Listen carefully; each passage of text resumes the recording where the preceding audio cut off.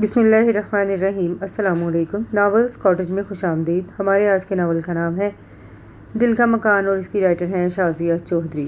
امید کرتی ہوں کہ آپ کو یہ ناول بھی دوسرے ناولز کی طرح پسند آئے گا۔ ناول شروع کرنے سے پہلے چینل کو ضرور سبسکرائب کر لیجئے اور کمنٹ میں اپنی رائے کا اظہار ضرور کیجیے گا۔ چلے شروع کرتے ہیں آج کا ناول۔ یہ کیسی تشنگی برسی ہوا سے، سمندر بھی نظر آتے ہیں پیاسے۔ ارے پنکی، ذرا بات سنو، کہاں جا رہی ہو؟ وہ گھر سے باہر نکلنے کا سوچ ہی رہی تھی جب پیچھے سے اس کی تایا ذات سامیہ نے آواز دے کر پوچھا۔ پنکی برا سا منہ بناتے ہوئے پلٹ کر اسے دیکھنے پر مجبور ہوئی۔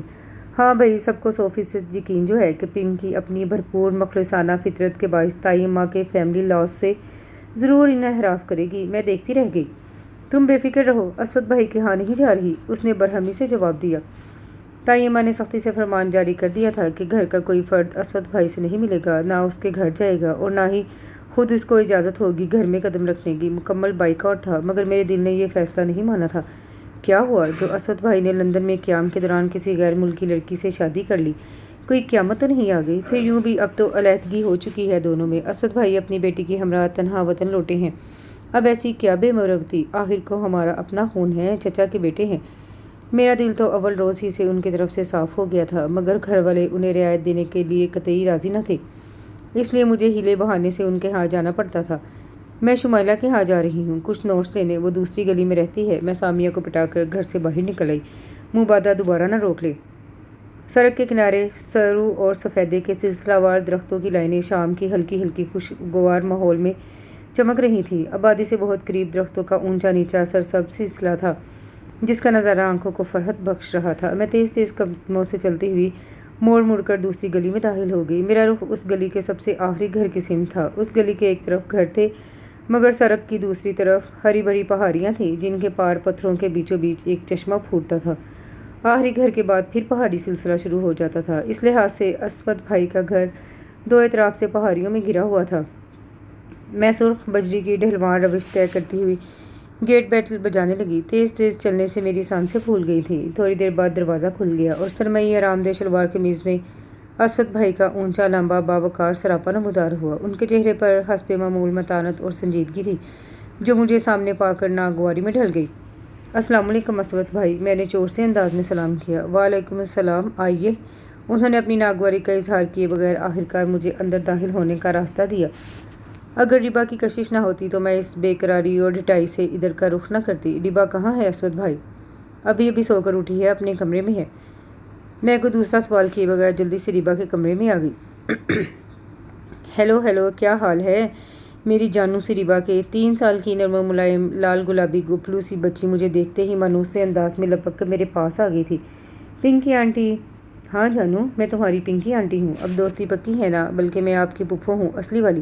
تم چاہو تو مجھے پنکی پھپھو بھی کہہ سکتی ہو۔ پنکی پھپھو؟ آپ کل کیوں نہیں آئی تھی؟ بچی معصومیت سے آنکھیں پٹپٹانے لگی۔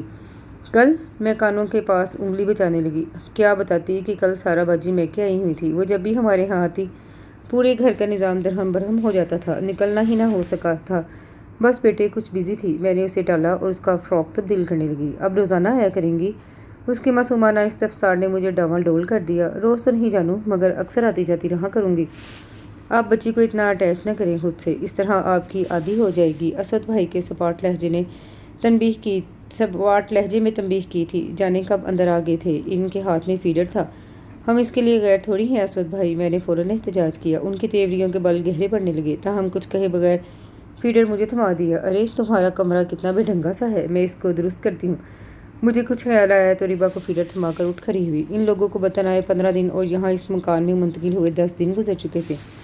اتنے مختصر عرصے میں اسود بھائی بمشکل ضروری چیزیں سیٹ کر پائے تھے۔ یہ آپ کیا کر رہی ہیں؟ اسود بھائی پریشانی سے میری کارکردگی دیکھ رہے تھے۔ میں بیڈ کو درمیان میں گھسیٹ کر لانے کی کوشش میں تھی۔ یہ ربا اور اسود بھائی کا مشترکہ بیڈ روم تھا۔ بچی اتنی چھوٹی تھی کہ وہ اسے ایک الگ کمرے میں سلانے کا رسک نہیں لے سکتے تھے، سو کمرے میں ہر طرف مختلف انواع کی چیزیں بکھری ہوئی تھیں۔ کہیں اسود بھائی کے کپڑے، سویٹر اور موزے صوفے پر رول رہے تھے، تو کہیں ربا کی فراکیں، شوز، کھلونے، اونی کپڑے بے ترتیبی سے قالین پر ڈھیر کی شکل میں جمع تھے۔ یہ بہت بھاری ہے، آپ سے نہیں کھسکے گا؟ وہ بیزاری سے مجھے باز رکھنے کے لیے وضاحت کر رہے تھے۔ تو پھر پلیز آپ مدد کر دیں، جہاں پڑا ہے وہی رہنے دیں۔ آواز میں رکھائی تھی۔ بالکل بھی نہیں، حصہ لطیف پر غلط تاثر پڑتا ہے۔ یہ کمرہ کشادہ ہے اور چوکور شکل میں ہے۔ بیڈ درمیان میں کھڑکی کے عین سامنے اچھا لگے گا، اور صوفہ بھی کھڑکی کے آگے سے ہٹا کر بیڈ کے دائیں طرف دیوار کے ساتھ سیٹ کرنا ہے۔ بیڈ کے بائیں طرف ڈریسنگ ٹیبل آ جائے گی۔ یوں دیوار گیر الماری اور ڈریسنگ ٹیبل ایک ہی سیٹ میں پاس پاس ہوں گی تو سہولت رہے گی اور کمرے کی سیٹنگ خوشگوار اور آرام دہ تاثر دے گی۔ غرض یہ کہ میں نے اتنا لمبا چوڑا لیکچر جھاڑا کہ محض میری زبان بند کرنے کے لیے توہن و کرہن میری مدد کروانے لگے۔ 1 گھنٹے کی مشقت کے بعد کمرہ میرے من پسند انداز میں ترتیب پا چکا تھا۔ اب میں کپڑے اٹھا کر وارڈروب میں ڈال رہی تھی۔ فی الوقت تو بس سمیٹ رہی ہوں الماری میں، آپ بعد میں اپنی مرضی سے سیٹ کر لیجیے گا، میں وارڈروب میں سر دیے ہوئے بولی۔ وہ بھی آپ ہی سیٹ کر دیجیے گا، اس کو بھی کیوں چھوڑتی ہیں مجھ پر؟ اسود بھائی اچھا خاصا تپ گئے تھے۔ میں مسکرا دی۔ کمال ہے، شکریہ کی بجائے لوگ طنز کر رہے ہیں۔ دعا دیجیے ہمیں جو اس استبل کو آپ کی خوابگاہ کا حقیقی روپ دے دیا ہے۔ دیکھیے گا آج آپ کو کتنی میٹھی اور پرسکون نیند آئے گی یہاں، بلکہ ہو سکتا ہے کوئی کھٹا میٹھا خواب بھی آ جائے۔ میری شرارت پر وہ برا سا منہ بنا کر کمرے سے نکل گئے۔ اب تو کمرہ بہت پیارا لگ رہا ہے۔ ریبا میرے بازوؤں میں آ گئی۔ اور کیا، ہماری شہزادی بیٹی کے لیے کمرہ بھی تو اچھا چاہیے۔ آؤ اب ذرا باہر کی خبر لیتے ہیں۔ وہ اسے گود میں لیے باہر آ گئی۔ بیڈ روم کے علاوہ drawing room, dining room, lounge اور ایک فالتو کمرے کو اسٹور روم کے طور پر استعمال کرتے ہوئے کاٹ کباڑ وہاں ڈال دیے گئے تھے۔ پنکی سوچ میں پڑ گئی، یہ اٹیچی تو کسی الماری میں بآسانی آ سکتے تھے۔ سارا گھر وال ٹو وال کارپیٹڈ تھا۔ میرے ذہن میں ایک ترکیب آئی۔ میں ریبا کو اور اسود بھائی کو ڈھونڈتی ہوئی ڈائننگ روم میں آئی۔ وہ 4 کرسیوں والی گول ٹیبل پر شلجم کی سبزی ایک کرسی سنبھالے نفاسہ سے چھیل رہے تھے۔ ارے یہ کون سا آپریشن ہو رہا ہے؟ مجھے دیکھ کر ہنسی آ گئی۔ انہوں نے سر ہٹا کر ٹیڑھی آنکھ سے مجھے دیکھا۔ آپ کی اطلاع کے لیے عرض ہے میں کوکنگ کر رہا ہوں۔ لندن میں بھی کھانا ہمیشہ خود بناتا تھا۔ مجھے خاصا تعجب ہوا۔ ہمارے گھر کے مرد ہل کر پانی پینا بھی اپنی شان کے خلاف سمجھتے ہیں۔ ویسے تھوڑی دیر بعد انہوں نے جس مہارت اور طریقے سے شلجم گوشت بنانے کے لیے مسالہ بھونا، اس سے میں ان کی صلاحیت کی معترف ہو گئی۔ اب وہ بند گوبھی، پیاز، ٹماٹر، مولی، گاجر اور سلاد کے پتے فریج سے نکال کر سلاد بنانے کی تیاریوں میں تھے۔ مجھے یہ دیکھ کر اندازہ ہوا کہ وہ خوش خوراک شخص تھے، اہتمام اور انصرام سے کھانے کے عادی۔ پنکی پھوپھو آپ کھانا کھا کر جائیں گی؟ پرومس۔ میں نکلنے کے لیے پڑ توڑ رہی تھی کہ ریبا شور مچانے لگی۔ پھوپھو؟ انہیں فوراً کرنٹ لگا، یہ اسے پھوپھو کس حساب میں سکھایا ہے؟ آپ اس کی پھوپھو کہاں سے ہوگی؟ وہ مجھے گھورنے لگے۔ مجھے افسوس سا ہوا۔ اب ایسی بھی غیرت نہ دکھائیں اسود بھائی، میں آپ کی چچا زاد بہن ہوں۔ دلوں میں فاصلے سے ہی خون تو ایک ہے، اور یہ آپ اجنبیوں کی طرح آپ کہنا بھی چھوڑ دیں۔ بچپن میں کتنے پیار سے پنکی گڑیا کہا کرتے تھے۔ میں نے بچکانہ سے انداز میں منہ پھلا لیا۔ ان کے ہونٹوں پر مدھم سی مسکراہٹ ایک لمحے کو جھلک دکھا کر غائب ہو گئی۔ اب تم جاؤ، شام گہری ہو چلی ہے، تمہارے گھر والے پریشان ہو رہے ہوں گے۔ اب کے طرز تخاطب میں قدرے بہتری آئی تھی۔ اوہ، آپ سے وہ بات ڈسکس کرنا تو یاد نہیں رہا۔ میں نے ماتھے پر ہاتھ مار کر خود کو کوسا۔ میں نے ایک بات سوچی ہے، اگر آپ اس فالتو کمرے میں ایک فل سائز ایرانی قالین بچھا دیں تو کمرہ بنا کسی فرنیچر کے کسی آرائش کے مکمل اور سجا ہوا نظر آئے گا۔ اور زبردست فائدہ یہ ہے کہ بیڈ روم میں جب ریبا کی وجہ سے آپ سکون سے اسٹڈی نہ کر سکیں تو ادھر اس کمرے میں آ کر کشن رکھ کر آرام سے لیٹ کر پڑھ سکتے ہیں، میوزک سن سکتے ہیں، تنہائی بھی انجوائے کر سکتے ہیں۔ میں حسب عادت ایک فراٹے سے بولتی چلی جا رہی تھی۔ اور اس کمرے کو آپ سٹنگ روم کا نام بھی دے سکتے ہیں۔ تم تو یوں تصوراتی نقشہ کھینچ رہی ہو جیسے مجھے نہیں، تمہیں ان چیزوں کو برتنا ہے۔ وہ چڑ گئی۔ اب تم جاؤ پلیز، کیوں اپنی شامت بلاتی ہو؟ کسی نے دیکھ لیا تو؟ میں نہیں ڈرتی ورتی کسی سے۔ میں نے فوراً بات کاٹ دی۔ اب ان سب کے دل پتھر ہو گئے ہیں، میرا نہیں ہوا۔ ویسے ایک بات بتا دوں، دادا ابا کی ہمدردیاں بڑی حد تک آپ کے ساتھ ہیں، میرے لیے اب کوئی فرق نہیں پڑتا۔ وہ آہستگی سے بربرائے۔ میری باس سے ڈھیر سارے وعدے کر کے واپس چلی گئی۔ کہاں جا مری تھی؟ امی ڈھونڈ ڈھونڈ کر پاگل ہو گئی تھی۔ صبا نے دیکھتے ہی چڑھائی کر دی۔ یہی تھی کیا میں بجلی ہوں جس کی عدم موجودگی میں گھر کے سارے کام رک گئے تھے؟ میں نے اس سے دگنا جل کر جواب دیا۔ میرا ذہن مسلسل اسود بھائی کے بارے میں الجھا ہوا تھا۔ وہ چھوٹے تایا کے بیٹے تھے جو اب حیات نہیں تھے۔ چھوٹے تایا نے 2 شادیاں کی تھیں۔ پہلی بیوی سے 4 بیٹیاں تھیں جن میں سے 3 بچپن میں ہی مر گئیں۔ ایک بچی بھی سارا آپی جو اب خیر سے شادی شدہ تھی۔ ڈاکٹر نے جواب دے دیا تھا کہ اولاد کا مزید تجربہ زچہ و بچہ دونوں کے لیے نقصان دہ ثابت ہو سکتا ہے۔ سو چھوٹے تایا نے گھر والوں کی مرضی کے خلاف دوسری شادی کر لی جن سے اسود بھائی پیدا ہوئے، مگر گھر میں دوسری شادی کے انکشاف نے کو حرام مچا دیا۔ خاص طور پر بڑی تائی نے چھوٹی تائی پر سوکل لانے پر چھوٹے تایا کا سوشل بائیکاٹ کروا دیا۔ چھوٹی تائی بڑی تائی کی سگی بہن جو تھی۔ طے یہ ہوا کہ چھوٹے تایا اپنی دوسری بیوی کو گھر میں نہیں لائیں گے۔ سو یہی ہوا۔ اسود بھائی 10 سال کے تھے جب ان کی امی کا انتقال ہو گیا۔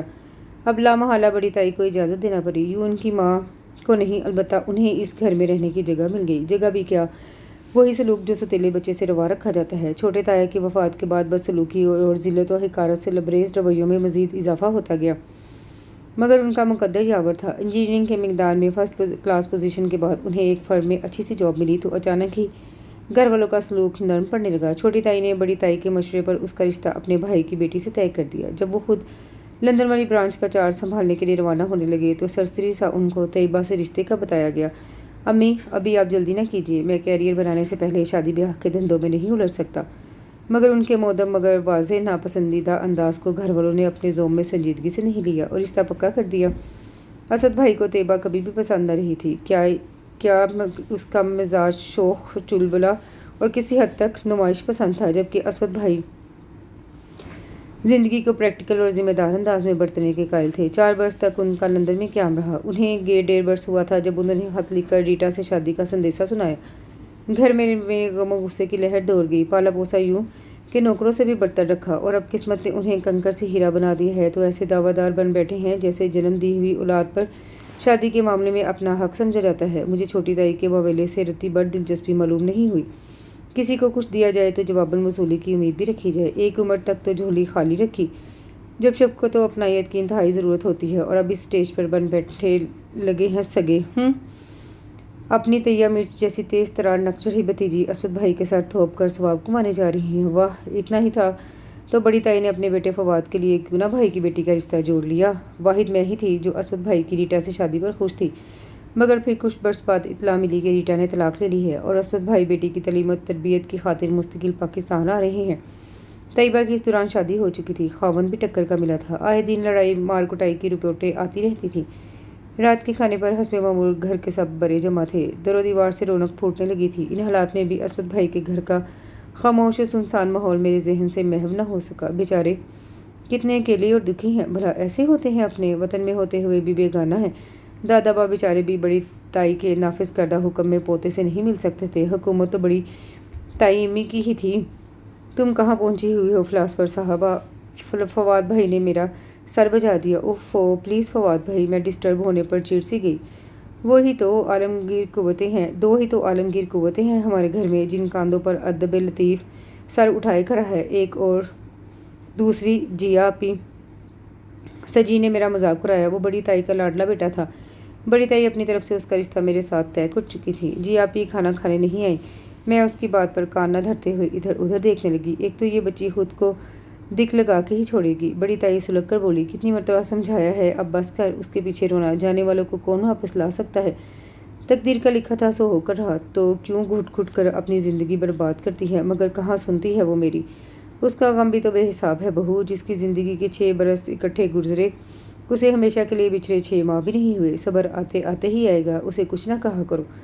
دادا با اپنے مخصوص حلیم و شفیق مربیانہ انداز میں گویا ہوئے۔ جی آپی بڑی تائی کی پہلی اولاد تھیں اور شادی کے 6 سال بعد بیوہ ہو کر گھر واپس آ گئی تھی۔ دیگر بہن بھائیوں اور بڑی تائی کے بچوں میں جی آپی کا مزاج بہت دھیما سلجھا ہوا اور اپنائیت امیز تھا۔ سیمی، میرے کپڑے استری کر دینا، یاد سے، صبح جلدی جانا ہے مجھے۔ سجی نے کھانا کھانے کے بعد اٹھتے ہوئے اپنی چھوٹی بہن کو حکم دیا۔ وہ یونیورسٹی کا اسٹوڈنٹ تھا، MBA کے آخری سال میں تھا۔ پنکی سے کہہ دو مجھے بہت ضروری اسائنمنٹ بنانی ہے۔ وہ کترا کر اپنے کمرے میں گھس گئی۔ چلیے مستقبل کی بیگم صاحبہ، آپ بھی زحمت کر لیجیے، وہ میرے پیچھے پیچھے گیلری میں آتا ہوا شوخی سے بولا۔ بکواس نہیں کرو اور دن میں خواب نہ دیکھا کرو، خام خواہ بد ہضمی ہو جائے گی۔ میں نے برق تیوروں سے اس کی سمت مڑ کر دیکھا۔ امی عنقریب چچی سے فائنل کرنے والی ہیں، کچھ دن رہتے ہیں جب یہ خواب سچ مچ ہو جائے گا۔ وہ میری آنکھوں میں جھانک کر یقین سے بولا۔ میں سلگ کر رہ گئی، میری مرضی کے خلاف ایسا ویسا کچھ نہیں ہو سکتا، منہ دھو کر رکھو۔ میں سر جھٹک کر آگے بڑھنے لگی۔ کون سے صابن سے؟ وہ فکرہ پھینکنے سے باز نہ آیا۔ میں جل کر رہ گئی۔ کیا کر رہی ہیں جی آپی؟ میں سیدھا جی آپی کے کمرے میں آئی تھی۔ وہ حسب معمول شاعری کی کتابیں بکھرائے پسندیدہ اشعار و قطعات ڈائری پر اتار رہی تھیں۔ یہ ڈائری ان کے شوہر نے نئے سال پر گفٹ کی تھی۔ ہونا کیا ہے، شعروں میں انہیں تلاش کر رہے ہیں۔ یادوں سے دل بہلانا بھی ایک فن ہوتا ہے، اسی میں کمال دکھا رہے ہیں۔ ہمیشہ کی طرح ان کا لہجہ دکھ کی بارش سے لبریز تھا، آنکھوں میں اذیت کی پرچھائیاں، چہرے پر یاسیت اور انداز میں بلا کی ٹھٹھرا دینے والی اداسی۔ ایسے آبلہ سے دل رکھنے والوں کی مزاج پرسی بھی عبادت کی طرح محسوس ہوتی ہے۔ میں آہستگی سے ان کے مقابل بیٹھ گئی اور ان کے ریشم جیسے بالوں کو ہاتھوں سے سنوارتے ہوئے پیار سے بولی، چلیے ہمیں بھی اپنے پسندیدہ اشعار سنائیے۔ ان کے چہرے پر چمک آ گئی۔ میں تمہیں اختر ملک کی کتاب بساط میں ہو تو بھول جانا سے ایک نظم سناتی ہوں۔ خدا کو اپنے بندوں سے، سبھی بندوں کو بچوں سے، سبھی بچوں کو رنگوں سے، سبھی رنگوں کو پھولوں سے، سبھی پھولوں کو خوشبو سے، ہر ایک خوشبو کو جھونکوں سے، سبھی جھونکوں کو صحرا سے، صحراؤں کو بوندوں سے، اور مجھے تم سے محبت ہے۔ وہ ایک جذب کی عالم میں اپنی سریلی درد سے بوجھل آواز میں سنا رہی تھی۔ واہ، میرے کی کل قلب تو ازل سے تھی، اس وقت انتہا پر پہنچ گئی۔ مجھے تم سے محبت ہے، میں نے آہستہ سے بڑبڑا کر دہرایا، اور پھر جی آپی کی طرف دیکھا۔ ان کا چہرہ تمتما رہا تھا اور آنکھوں میں آنسو پارے کی طرح مچل رہے تھے۔ لوگ تو عام ہوتے ہیں، بس ہماری نظر انہیں خاص بنا دیتی ہے۔ انسان نہیں بدلتا، اس کا انداز نظر بدل جاتا ہے۔ اور پھر محبت کا احساسات کا کھیل ہے، جس میں محبت کرنے والا اپنے محبوب کو ہمیشہ میگنیفائڈ گلاس لگا کر دیکھتا ہے، جس سے اس کی چھوٹی سی خوبی بھی بہت بڑی، منفرد اور پیاری دکھائی دیتی ہے۔ ایک اور نظم سنو، بڑی بے مثال ہے۔ جی آپی اپنی منتخب کردہ شاعری دوسروں کو سنا کر بہت خوش ہوتی تھی۔ میں نے انہیں اس خوشی سے محروم نہیں رکھا تھا، اور ہمتاً گوش ہو کر بیٹھ گئی۔ جی ضرور، آپ سنائیے۔ ہر زینے پر، ہر منزل پر، ہر پیڑ تلے ہر شاخ ملے، ہر پردے مہر دیوار تلے، ہر کھڑکی میں دروازے میں، ہر مفروضے اندازے میں، ہر فائل پر، ہر کاغذ پر، ہر آتے جاتے رستے پر، ہر ٹولی میں، ہر دستے میں۔ ارے دوست، جہاں تک جاؤ گے تم میرا چہرہ پاؤ گے۔ اے ساتھی دیکھو ایک دفعہ، تم اپنے من کا راز تو دو، میں دل سے تمہاری مخلص ہوں، تم ایک دفعہ آواز تو دو۔ نظم کے اختتام پر وہ بے ساختہ دونوں ہاتھوں میں چہرہ چھپا کر پھوٹ پھوٹ کر رو دی۔ جی آپی پلیز حوصلہ کریں۔ شدت کرب سے ہونٹ کاٹتے ہوئے میں نے انہیں گلے لگا لیا اور ہولے ہولے تھپتھپانے لگی۔ ان کی دلدوز سسکیاں پتھر کا جگر بھی پاش پاش کر دیتی۔ میں تو پھر ایک کم حوصلہ سی لڑکی تھی۔ کہاں جا رہی ہو شاداب بیٹے؟ واحد دادا ابا تھے جو مجھے میرے اصلی نام سے پکارتے تھے۔ وہ لان میں بیٹھے اخبار پڑھ رہے تھے۔ دوپہر کا وقت تھا اور سردیوں کی تیز دھوپ چمک رہی تھی۔ میں جو اپنی دانش میں بریانی اور کسٹرڈ کے دونوں چھوٹے ڈونگے شاپنگ بیگ میں اچھی طرح ڈالے بغل میں دبائے بڑی رازداری سے گیٹ سے نکلنے کو تیار تھی، ان کی پکار پر گھبراہٹ کر ان کی طرف پلٹ گئی۔ وہ دادا ابا دراصل میں مجرموں کی طرح سر جھکائے بدحواسی سے بات بنانے کی کوشش میں تھی۔ غالباً اس میں کچھ کھانے کی چیز ہے۔ وہ میری بکھلاہٹ نظر انداز کرتے ہوئے بغور میرے ہاتھوں میں تھمی چیز کو کھنگال رہے تھے۔ جی وہ میں نے آج اپنے ہاتھ سے کچھ ڈشز بنائی تھی، تو وہ میں نے سوچا کہ میں نے ڈرتے کامتے بے آسان سے انداز میں وضاحت شروع کی۔ ان کا تفتیشی انداز بظاہر خاصی نرمی لیے ہوئے تھا، مگر پھر بھی میرا خوف اپنی جگہ بدستور تھا۔ میں نے سوچا کہ میں نے سوکھے لبوں پر زبان پھیرتے ہوئے ہچکچا کر بات مکمل کرنا چاہی، مگر ایک بار پھر ناکام رہی اور سر جھکا کر پاؤں کے انگوٹھے سے فرش کریدنے لگی۔ دادا جان گہری نظروں سے میرے چہرے کے تاثرات کا جائزہ لے رہے تھے۔ تم نے سوچا اسود اور ربا کو بھی دیا ہے نا؟ آخرکار وہ گویا ہوئے۔ میں نے گڑبڑا کر ان کی صورت دیکھی۔ ان کے چہرے پر خوشگوار تاثرات قبضہ جمائے ہوئے تھے۔ شکر ہے۔ میں نے بے اختیار طویل سانس خارج کرتے ہوئے آسمان کی طرف دیکھا۔ آپ ناراض تو نہیں ہوئے دادا ابا؟ میں نے بدقت تمام چور نظروں سے ان کی طرف دیکھا تھا۔ ناراض کیوں؟ یہ تو خوشی کی بات ہے، کسی ایک کے دل میں تو جگہ پیدا ہوئی۔ دادا ابو نے تعصب سے سر جھٹکا، پھر میرے سر پر ہاتھ پھیرتے ہوئے دکھ سے بولے، بیٹی وہ ہمارا خون ہے، ہمارے خاندان کا حصہ ہے، ہم میں سے ہے، ہم اسے کیوں کر فراموش کر سکتے ہیں؟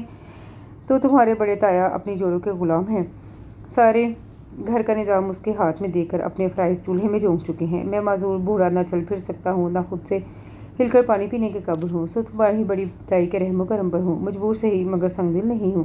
اسود سے کہنا، بوڑھے دادا کے دل میں تمہارے لیے بڑی جگہ ہے، مگر وہ اس گھر میں تمہاری جگہ بنانے میں کامیاب نہیں ہو سکا، اسے معاف کر دیں۔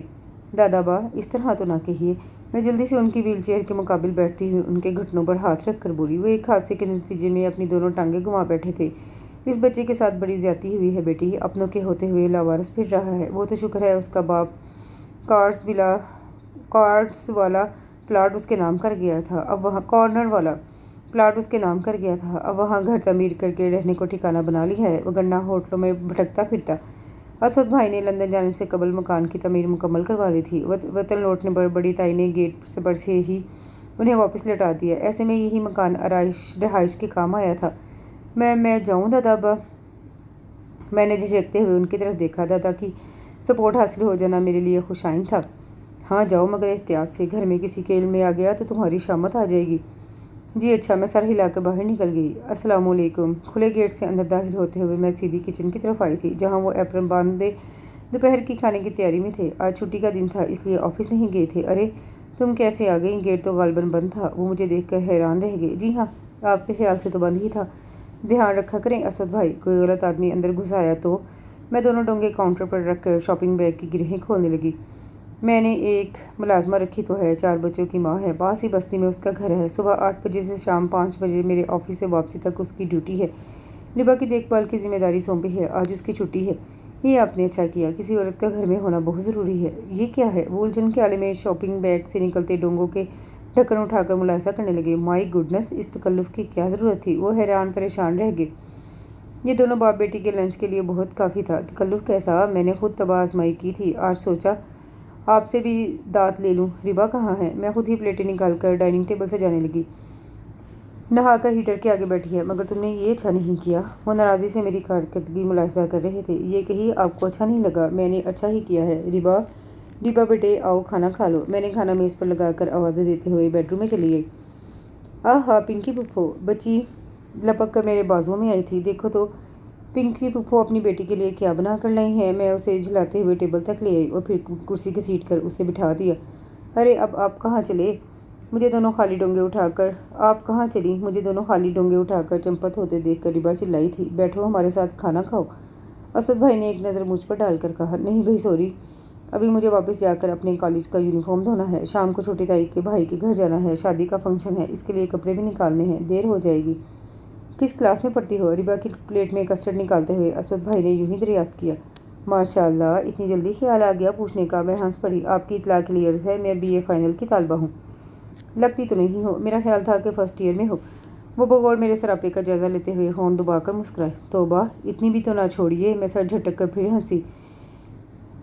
دوبارہ کب آئیں گی پھپھو؟ ربا نے حسرت و اشتیاق کے ملے جلے انداز میں دریافت کیا۔ کل تو نہیں، البتہ پرسوں آؤں گی شام کو۔ Okay bye. میں تیز تیز قدموں سے باہر نکلتی گئی۔ اسد بھائی دروازہ بند کر لیجیے گا، جانے سے پہلے مطلع کرنا نہیں بھولی تھی۔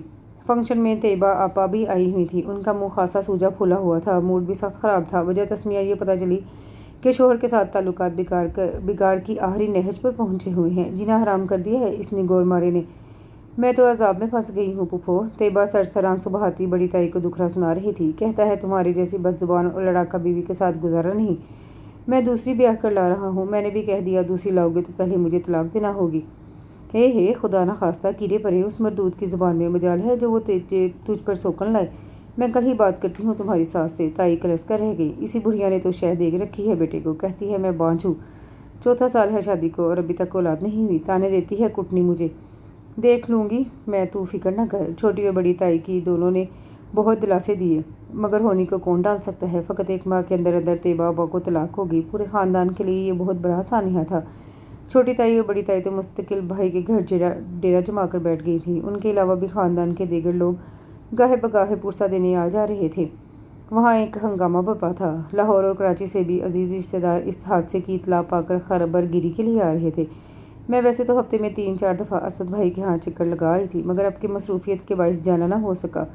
10 دن ہو گئے تھے، وگرنہ گزشتہ 3 ماہ سے باقاعدگی سے جاتی رہی تھی۔ پنکی اچھی بہن، یہ ذرا روشی کا خیال رکھنا، ابھی سلا کے آئی ہوں۔ میں صبا کے ساتھ طیبہ کی طرف جا رہی ہوں۔ سراپا چادر اوڑھتے ہوئے لجاجت سے درخواست کر رہی تھی، یا خدا اب چھوڑ بھی دیں بیچاری طیبہ آپا کا پیچھا، اس طرح روز روز اس کے زخموں کو جگا کر نمک پاشی کا اہتمام کیوں کر رہے ہیں آپ لوگ؟ یوں تو ساری زندگی اس کے زخم ہرے رہیں گے۔ میں نے ضد چھوڑ کر سر تھام لیا۔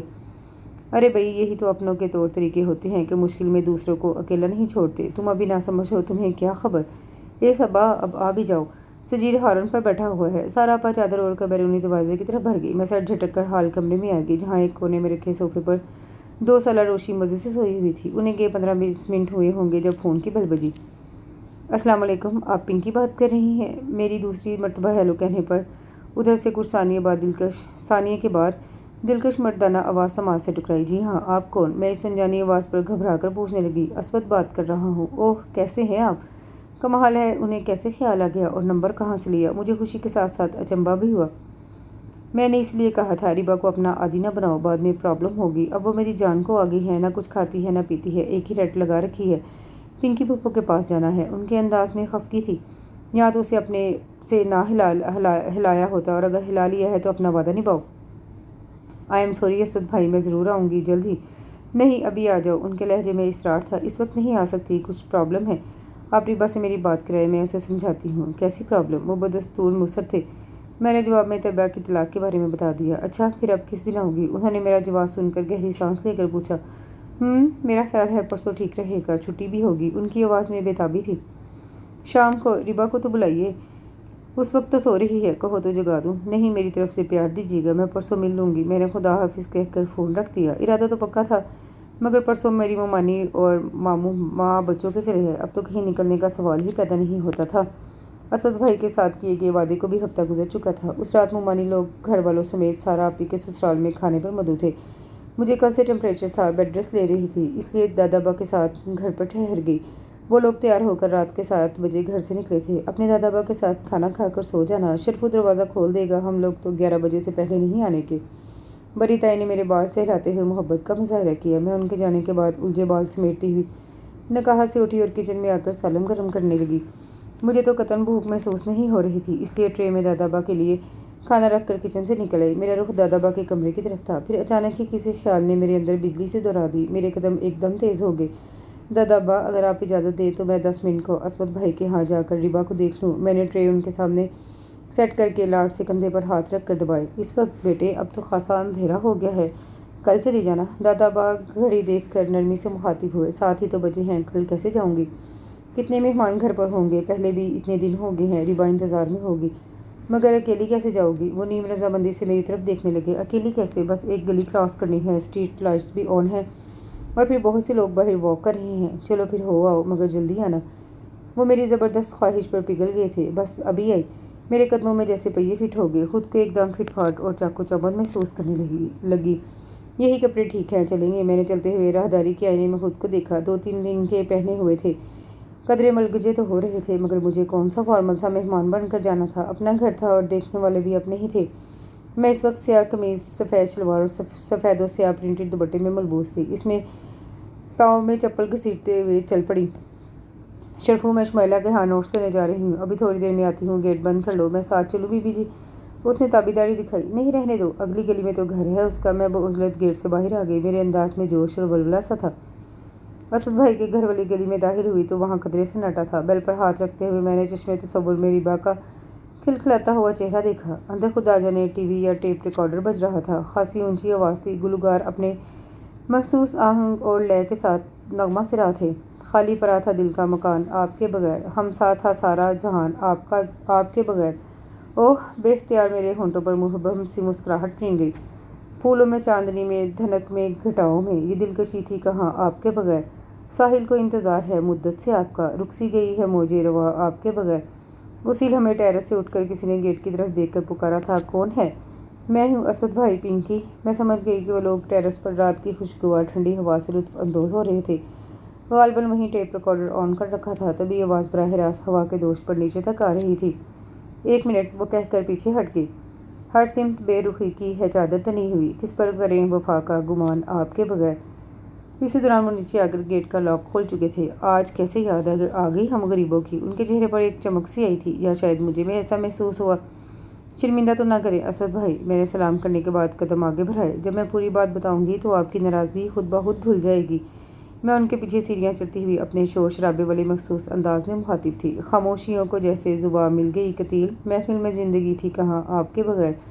آپ کو میوزک کا شوق کب سے ہو گیا؟ میں ٹیرس کا دروازہ کھولتے ہوئے مسکرائی۔ بس اچانک ہی لاحق ہوا ہے۔ وہ کیسٹ ریوائنڈ کرنے لگے اور میں ایزی چیئر پر جھولتی اونی کپڑوں میں ملبوس خفا چہرے والی ربا کے پاس آ گئی۔ اسے منانے کے لیے بڑی محنت کرنا پڑی۔ جب پرامس کیا تھا تو پھر آئی کیوں نہیں؟ میں نے اور بابا نے اتنا انتظار کیا تھا۔ اس نے منہ بسوڑتے ہوئے شکوہ کیا۔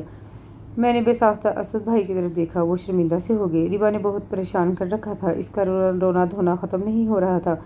مجھے یہ آسرا تھا کہ تم آ کر اسے سنبھال لو گی۔ انہوں نے وضاحت کی۔ کیوں بھائی، بابا کو کیوں تنگ کرتی ہو؟ میں نے پیار سے بچی کے گال چھوئے۔ آپ اسے نرسری میں ڈال دیں اسد بھائی، وہاں تو 2.5 سال کے عمر کے بچے بھی داخل کر لیے جاتے ہیں۔ یہ تو ماشاءاللہ 3.25 برس کی ہو چکی ہے، اس طرح اس کو نئی دلچسپیاں ملیں گی، آپ کو بھی تسلی رہا کرے گی۔ میں بھی یہی سوچ رہا ہوں۔ لازمہ بھی کچھ دنوں سے مسلسل اصرار کر رہی ہے کہ اس کے لیے صبح سے شام تک یہاں رکنا ممکن نہیں، اوقات میں تبدیلی کر دے اور اس کی ڈیوٹی دوپہر سے شام تک لگا دے۔ ربا اسکول جانے لگے گی تو آپ کے لیے مزید مسائل پیدا ہو جائیں گے۔ صبح اسکول کے لیے تیار کرنا، چھوڑنا، پھر واپسی پر دوپہر کو لینا اور لنچ کرانا، جبکہ آپ کے آفس کے معمولات ایسے ہیں کہ صبح کے شام کی خبر لاتے ہیں، یہ سب کیسے پڑھ پائیں گے؟ میری ماں نے تو آپ شادی کر لیں اسود بھائی۔ میں نے سنجیدگی سے ان کی طرف دیکھا۔ یہ تو بزرگوں کا کام ہوتا ہے، میں خود تھوڑی کر سکتا ہوں۔ وہ نظر چرا گئے۔ ریٹا سے بھی تو کی تھی۔ خود بے ساختہ میرے منہ سے نکل گیا۔ انہوں نے چونک کر میری طرف دیکھا، پھر ڈبا کی طرف۔ ڈبا بیٹے، ذرا جا کر دیکھو کارٹون فلم لگی ہے یا نہیں، پھر ہمیں بھی بتانا۔ اوکے پاپا۔ وہ سعادت مندی سے سر ہلاتی ہوئی دروازہ کھول کر اندر چلی گئی۔ ریٹا سے میری شادی نہیں ہوئی تھی۔ اس کے جانے کے بعد وہ گویا ہوئے۔ کیا؟ میرے سر پر آسمان آن گرا، اعصاب پر جیسے بم برسا تھا۔ ہاں، انہوں نے میری آنکھوں میں دیکھ کر یقین سے کہا۔ اس کی شادی لندن میں میرے روم میٹ شہباز علی کے ساتھ ہوئی تھی۔ بعد میں بچی کی پیدائش کے بعد عدالت کے ذریعے طلاق لے کر کسی دوسرے بوائے فرینڈ سے شادی کر لی۔ شہباز کو اس سے دلی محبت تھی۔ وہ صدمہ برداشت نہ کر سکا اور غصے میں آ کر ریٹا کو قتل کر ڈالا۔ بعد میں قتل کے کیس میں اسے سزائے موت ہو گئی۔ اس کا آگے پیچھے کوئی نہیں تھا۔ میں جیل میں اس کی خبر گیری کو جاتا رہتا تھا۔ بچی کو بھی میں ہی پال رہا تھا۔ موت سے ایک دن قبل اس نے مجھے بلوا کر عہد لیا کہ بچی کو ہمیشہ اپنے پاس رکھوں گا، اپنی بیٹی بنا کر۔ وہ اپنے خون کو دیار غیر کے بے باک و بے لگام ماحول میں آلودہ ہوتے نہیں دیکھ سکتا تھا۔ میں نے اس کا راز دل میں رکھا اور یہاں اپنی شادی اور بچی کی اطلاع بھجوا دی۔ ایک مقصد یہ بھی تھا کہ میں طیبہ سے شادی سے بچنا چاہتا تھا۔ شادی سے یوں بھی مجھے کوئی دلچسپی نہیں تھی اور طیبہ سے تو ہرگز بھی نہیں کرنا چاہتا تھا۔ تو کیا اب دلچسپی پیدا ہو گئی ہے؟ اچانک ہی میری زبان پھسلی تھی۔ انہوں نے ایک بھرپور نظر مجھ پر ڈالی اور کچھ لمحے میری طرف دیکھتے رہے، پھر اچانک نگاہ کترا کر اٹھ کھڑے ہوئے۔ چلو میں تمہیں گھر چھوڑ دوں، دیر ہو جائے گی۔ حسب معمول انہیں پھر میرے آتے ہی جانے کی پڑ گئی تھی۔ کارٹون تو گزر بھی گئے بابا، میں نے سارے چینل دیکھ لیے ہیں۔ ربا نے واپس آ کر میری گود میں بیٹھتے ہوئے اطلاع دی۔ میں نے ایک لہجے کو بغور ربا کے نقوش جانچے۔ اس کی آنکھیں نیلے کینچوں جیسی تھیں اور بال براؤن رنگ کے تھے۔ چہرہ ایک دم گلابی، جبکہ اسود بھائی کی رنگت سرخی مائل گندمی تھی۔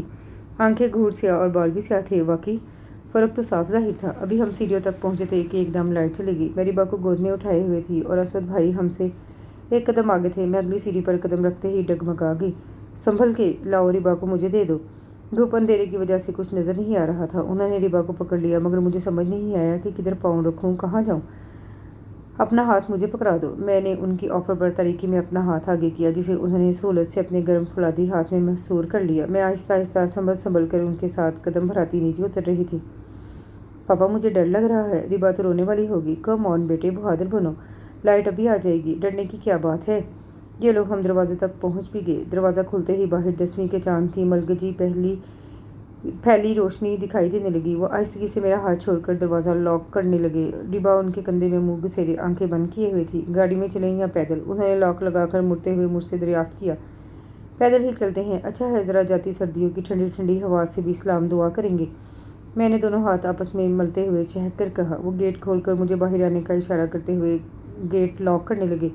کیا تمہیں بخار ہے؟ میں نے تمہارا ہاتھ پکڑا تو مجھے ایسا محسوس ہوا جیسے غیر معمولی طور پر گرم ہو۔ انہوں نے میرے ہمراہ چلتے ہوئے ایک لہجے کو غور سے میرا چہرہ جانچا۔ جی ہاں، مجھے کل سے ٹمپریچر ہے۔ اوہ، تو پھر تو تمہیں اتنی سردی میں باہر نہیں نکلنا چاہیے تھا۔ وہ فکر مند ہوگی۔ ارے نہیں، اب تو بخار بھی اتر گیا ہے۔ تم نے کوئی گرم کپڑے بھی نہیں پہنے؟ انہوں نے جیسے باقاعدہ خبر لی۔ مجھے بالکل بھی ٹھنڈ نہیں لگ رہی اسود بھائی، پرومس۔ اس طرح میرے لیے فکر مندی ظاہر کرتے ہوئے وہ مجھے ہمیشہ سے اب زیادہ اپنے سے لگے۔ کچھ بھی تھا، آخر خون تو ایک تھا۔ وہ مجھے گھر کے گیٹ سے کچھ فاصلے پر چھوڑ کر واپس پلٹ گئے۔ انہوں نے گھر کے کسی بھی فرد پر پرانی فرضی شادی کا راز کھولنے سے سختی سے منع کیا تھا، سو میں نے کسی کو نہیں بتایا۔ البتہ انہوں نے خود اس سے اگلے دن دادا با کو فون کر کے ساری صورتحال واضح کر دی تھی۔ دادا با اکثر خود بھی انہیں فون کرتے رہتے تھے۔ 2-3 مرتبہ واک کے بہانے میں انہیں ویل چیئر پر اسود بھائی کے گھر تک بھی لے گئی تھی۔ دادا با نے اسود بھائی کو مکمل یقین دلایا تھا کہ وہ خاندان میں ان کی حیثیت منوا کر رہیں گے، بس کچھ عرصہ تک صبر کر لیں۔ دادا با اکثر مجھ سے اسود بھائی کے متعلق باتیں کرتے رہتے تھے۔ میرے امجد بیٹے کی نشانی ہے، اس کا واحد وارث ہے۔ سارا تو اپنے گھر کی ہوئی، اسود ہی ہے۔ امجد کی نسل آگے بڑھے گی، میں اسے کیسے بے شناخت چھوڑ دوں؟ پھر خدا نے اس کا خمیر ادب، تمیز اور لیاقت متانت کی مٹی سے اٹھایا ہے۔ ماشاءاللہ دیکھتا ہوں تو روح تک خوشی اتر جاتی ہے۔ یہ بے قدرے لوگ موتی کو کیچڑ میں رول رہے ہیں۔ میری اللہ سے دعا ہے کہ مرنے سے پہلے اسود کو خاندان میں اس کا جائز مقام دلا کر دنیا سے رخصت ہوں۔ طیبہ آپا کی عدت ختم ہونے میں 1 ماہ باقی تھا جب بڑی اور چھوٹی تائی نے مل کر ایک نیا شوشہ چھوڑا۔ دونوں دادا ابا کے پاس چلی آئیں۔ ہم نے سوچا کیوں کسی کو خاندان سے نکال کر بددعائیں لیں، اس لیے اسود کو دوبارہ خاندان کا حصہ بنانے کے لیے طیبہ سے اس کا رشتہ طے کرنے کا ارادہ ہے۔ آپ اسے پیغام بھجوا دیں۔ بڑی تائی کے رعونت زدہ انداز پر دادا ابا کھول کر رہ گئے۔ یہ مہربانی نہ ہی کرو تو اچھا ہے۔ تمہاری بھتیجی ایک گھر نہ بسا سکی، دوسرا کیا بسائے گی؟ وہ اسود کے لائق نہیں ہے۔ दादा बा ने दो टोक जवाब दिया। है इसमें कौन से लाल जड़े हैं? हूँ जैसे माँ ने घेर कर खत्म कर लिया था वैसे ही बेटे ने फरंगी लड़की फंसाई। छोटी ताई को सोकन का जलापा कुछ ज्यादा ही चुभ रहा था। आगे एक लफ्ज़ नहीं कहो, मेरा पोता कुंवारा है और तुम्हारी चलत्रो चलाक बदजुबान भतीजी उसके पाँव की जूती के बराबर नहीं। दादा बा अचानक जलाल में आ गए और असवद भाई की फर्जी शादी का भेद खोल दिया। पहले तो उन्हें यकीन न आया, फिर दादा बा की दलील बहस और बच्ची के नकूश व अतवार सामने रखते हुए लामहला यकीन करना पड़ा। सारे खानदान में असद भाई के कवार पने का ढंडोरा मच गया। दादा बा ने यह हवाला भी खसूसी तौर पर दिया कि उसने ये ढोंग तेबा से शादी से बचने के लिए रचाया था। दोनों ताइयाँ ये सुनकर खूब सुलगी थी। बहरहाल आप उसे बता दें कि ख़ानदान में शामिल होना है तो तैयबा को कबूल कर ले। यूँ भी उससे उसका रिश्ता तय हुआ था। बड़ी ताई अपने मौक़ा पर डटी हुई थी। दादा बा ने महज असद भाई को आगाह करने के लिए मेरे हाथ के पैगाम भिजवा दिया। ला हौला वला कुव्वत। जिस शौक़ से बचने के लिए सारे ख़ानदान की लानत मलामत और नाराज़ी मोल ली, उसको दोबारा गले में पहन लो, इससे तो मैं बेनाम ही भला हूँ। उन्होंने सफ़ा चट जवाब दिया था, लेकिन उसके बगैर आप ख़ानदान में शामिल नहीं हो सकते। मैंने परेशानी से उनकी सूरत देखी। अगर ख़ानदान में शामिल होने के लिए शादी ही शर्त है तो वो किसी से भी हो सकती है, तैयबा से ही क्यों? उन्होंने मेरी आंखों में आंखें डालकर अजीब से अंदाज में सवाल किया। मैं गड़बड़ा गई।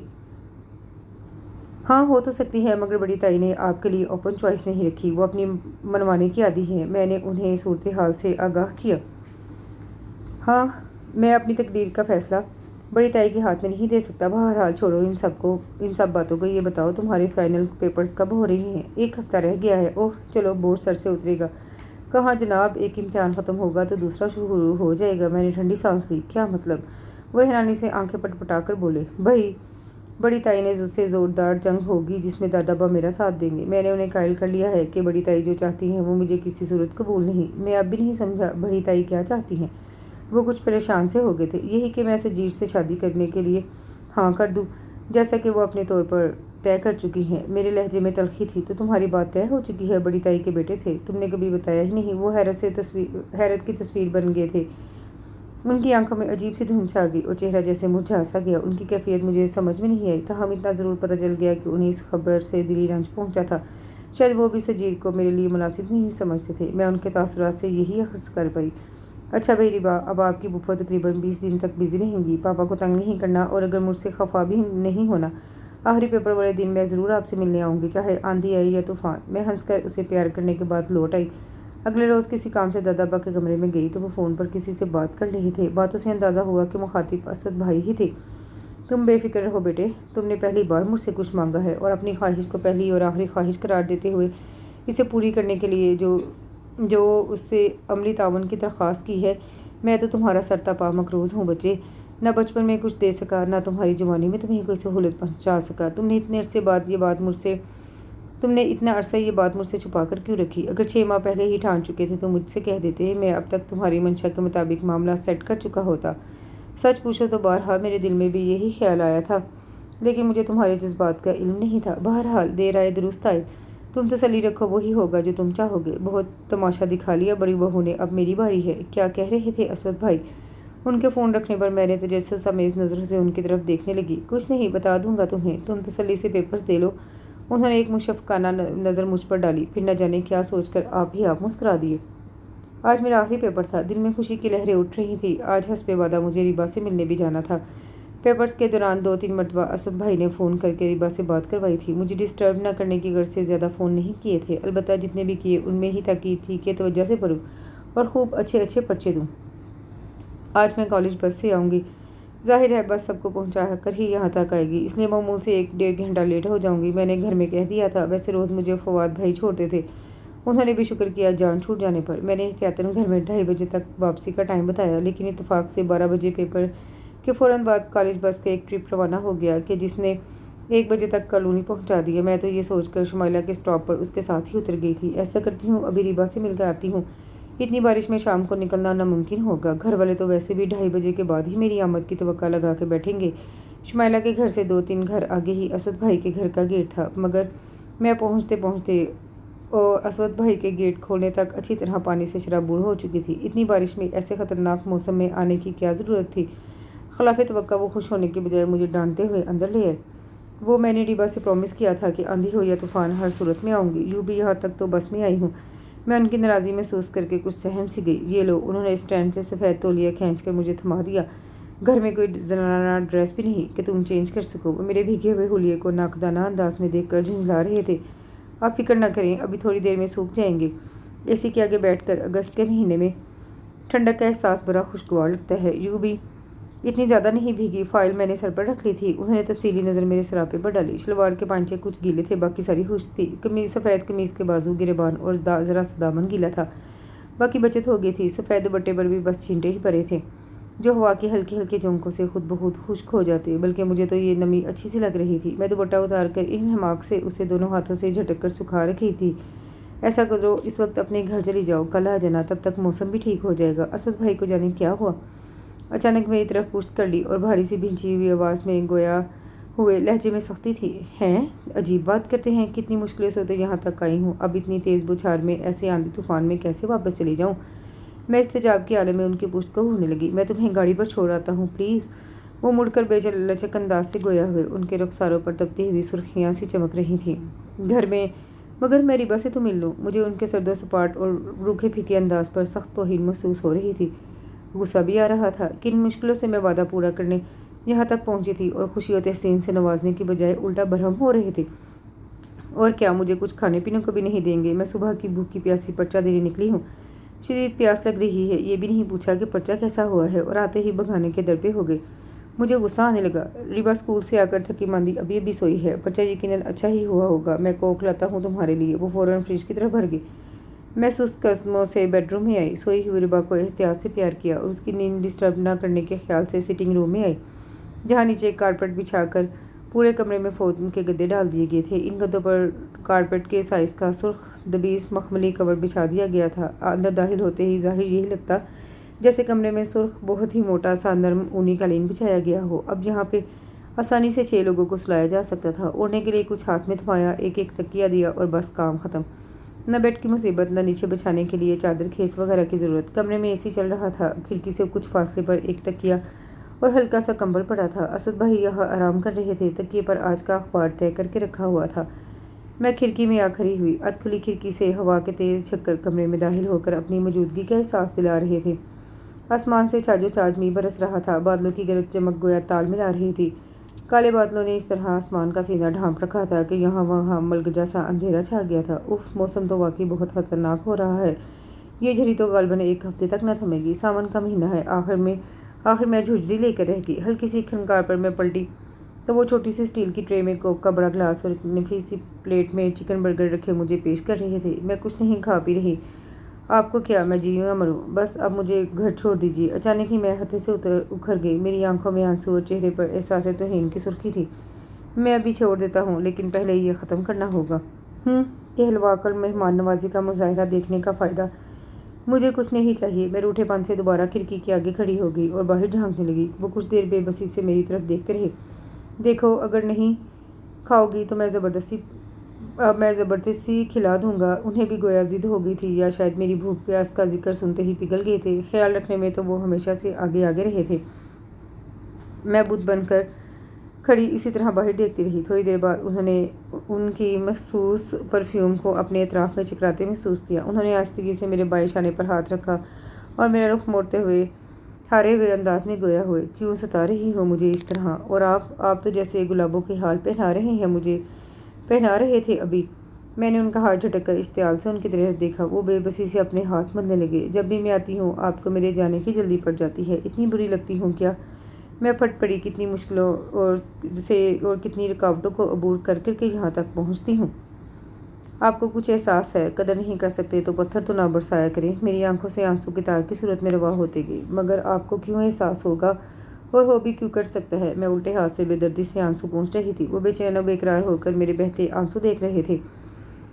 मुझे एहसास है, मगर तुम भी तो कुछ एहसास करो। मेरा ज़ब्त क्यों आजमाती हो। मैं इंसान हूँ, शादाब पत्थर नहीं हूँ कि ख्याल बनकर तुम्हारी शोला समा हस्ती के सामने ना खड़ा रहूँ।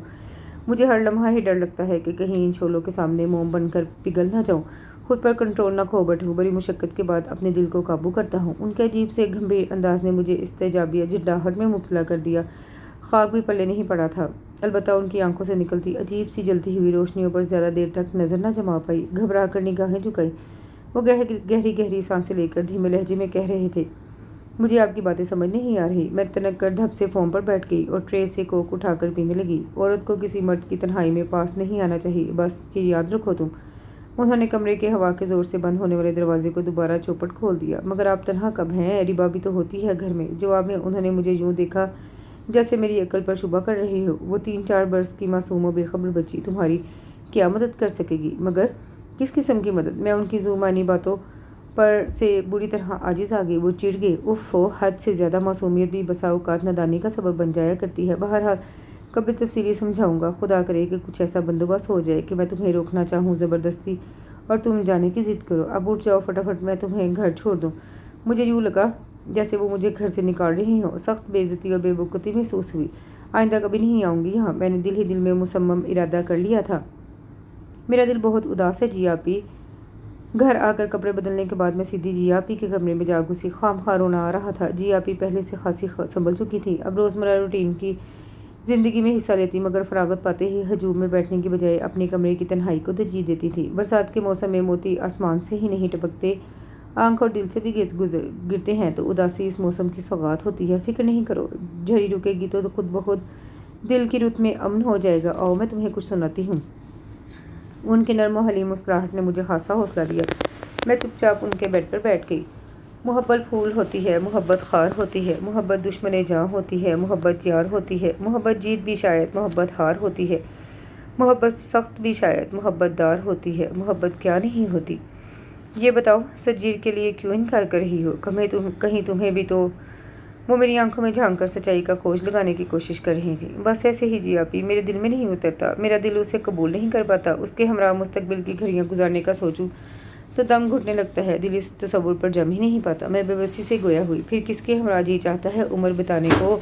یہ تو خود مجھ پر بھی نہیں کھلا ابھی، لیکن وہ سجیر بہرحال نہیں ہو سکتا۔ بہرحال میری دعا ہے تم اپنے جھیل کی کھیل پر چھائی دھند کو صاف کرنے میں کامیاب ہو سکو، تاکہ اس کا چہرہ واضح دکھائی دے سکے جس نے لاشعوری طور پر تمہارے تخیل، تمہارے تصورات اور تمہاری سوچوں میں جگہ بنا لی ہے۔ ان کی باتیں اور ان کے انداز مجھے الجھا رہے تھے۔ میں الجھنا نہیں سلجھنا چاہتی تھی، مگر کوئی سرا ہاتھ نہیں آ رہا تھا۔ اچانک ہی دادا ابا کی طبیعت خراب ہو گئی۔ فیملی ڈاکٹر اعظم لکھانی کو بلایا گیا تو انہوں نے چیک اپ کے بعد حالت سیریس قرار دیتے ہوئے فوری طور پر اپنے ہاسپٹل میں داخل کرنے کی ہدایت دی۔ شام کو دادا ابا ہسپتال شفٹ ہو چکے تھے، رات وہیں رہے۔ سارا گھر پریشان تھا۔ دونوں پھوپھیاں بھی باپ کی شدید علالت کی خبر سن کر میکے چلی آئیں۔ سارا خاندان جمع ہو گیا۔ یہ سیویئر ہارٹ اٹیک ہوا ہے، خدا نہ خواستہ جان جانے کا خطرہ ہے، ابھی ہوش نہیں آیا، کل تک ہوش آ جائے گا۔ ڈاکٹر صاحب کیا ہم انہیں ایک نظر دیکھ سکتے ہیں؟ بڑی پھوپھو نے متلجیانہ نظروں سے ڈاکٹر اعظم کو دیکھا۔ وہ اس ہاسپٹل میں شعبہ امراض قلب کے ہیڈ تھے، اس لیے مستبد تھے۔ ان کا فرمایا ہوا بالکل نہیں، جب تک ہوش میں نہیں آتے کوئی ان کے پاس نہیں جا سکتا۔ ہوش میں آنے کے بعد اجازت ہوگی، لیکن خیال رہے کوئی ایسی بات نہ کی جائے جو ان کے دل کو صدمہ پہنچائے۔ ان کی کنڈیشن بہت خطرناک ہے۔ سب نے بلا چوچرا ان کی ہدایت پر عمل کرنے کا وعدہ کیا۔ اگلے روز تک سب سولی پر لٹکے رہے۔ انہیں ہوش آ گیا ہے۔ یہ اسود اور شاداب کون ہیں؟ مصروف بار بار ان کا نام لے رہے ہیں۔ اسود بڑی تائی کے چہرے پر ناگواری کی لکیریں پڑ گئی۔ تاہم بڑی پھوپھو نے، جن سے بڑی تائی بھی خائف رہتی تھیں، جھٹ پٹ اسود بھائی کو بلا بھیجا۔ میں پہلے ہی دادا ابا کے پاس پہنچ چکی تھی۔ ان کے ارد گرد بے شمار مشینیں لگی ہوئی تھیں، کوئی کان میں، کوئی سینے پر اور کوئی سر پر۔ ان کو یوں مشینوں میں جکڑے دیکھ کر سب کے دل درد سے پھٹنے کو تھے۔ دونوں پھوپھیاں تو پچھاڑے کھانے لگیں۔ دادا ابا نے نخیف سے انداز میں بڑی تائی اور بڑی پھوپھو، چھوٹی تائی اور میری امی کو قریب آنے کو کہا۔ بہو، اسے میری آخری خواہش سمجھ لو، میں اسود اور شاداب کا ابھی اور اسی وقت نکاح کروانا چاہتا ہوں۔ ان کی بات پوری ہونے کے دیر تھی، سب حاضرین پر بجلی سی گر پڑی۔ یہ کیسے ہو سکتا ہے؟ کیوں کر ہو سکتا ہے؟ شاداب سجیر کے لیے مانگی ہوئی ہے، اسود کے ساتھ تو طیبہ کا جوڑ ہی سجے گا۔ بے شک اسود کنوارا ہے، مگر اس کے ساتھ ایک غیر بچی کی پاک ہے۔ میری امی کو یہی اکلوتا اعتراض تھا۔ بہت ساری بولیاں بولی جا رہی تھیں، مگر دادا ابا اپنی خواہش میں رد و بدل کے لیے آمادہ نہیں ہوئے۔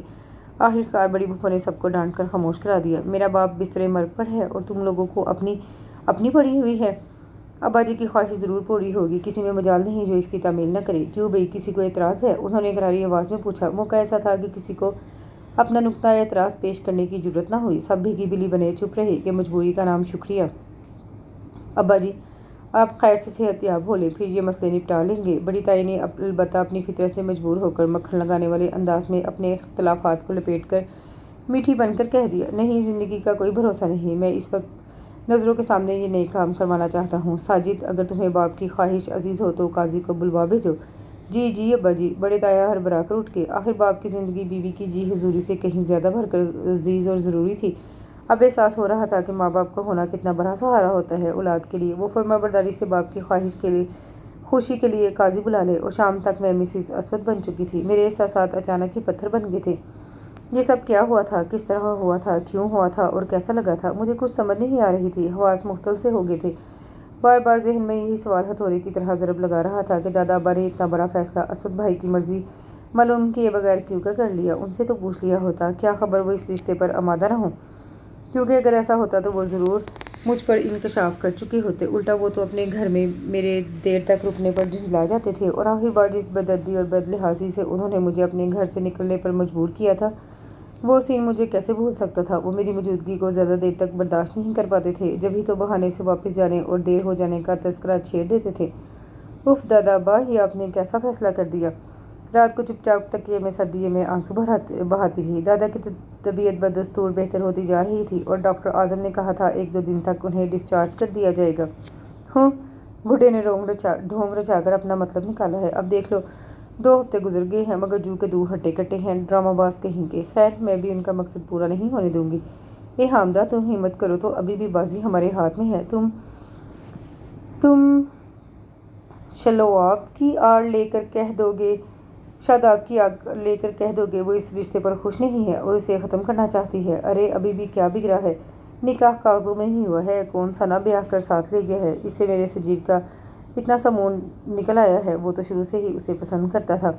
بڑی تائی میری امی کو پٹیاں پڑھا رہی تھی، مگر امی اپنی جگہ ہچکچاہٹ کا شکار تھی۔ کچھ بھی تھا، اب نکاح ہو چکا تھا، اسے توڑنے کے لیے طلاق جیسے کبھی عمل سے گزرنا پڑتا، اور یوں پھر بھی جگ ہنسائی ہوتی۔ ابھی طیبہ والا زخم کسی کو بھولا نہیں تھا۔ کسی طرح پورے پاکستان سے قریبی عزیزوں کے ساتھ ساتھ دور پار سے لوگ پرسہ دینے، دوسرے معنوں میں زخموں پر نمک چھڑکنے آئے تھے۔ اے بھابھی، مجھے زیادہ اعتراض تو اس بچی پر ہے، مفت میں گلے پڑ گئی ہے۔ رہا رشتہ ختم کروانے والا معاملہ تو شاداب بھی میرا ساتھ نہیں دے گی۔ وہ اپنے دادا ابا کی پڑھائی سکھائی ہے۔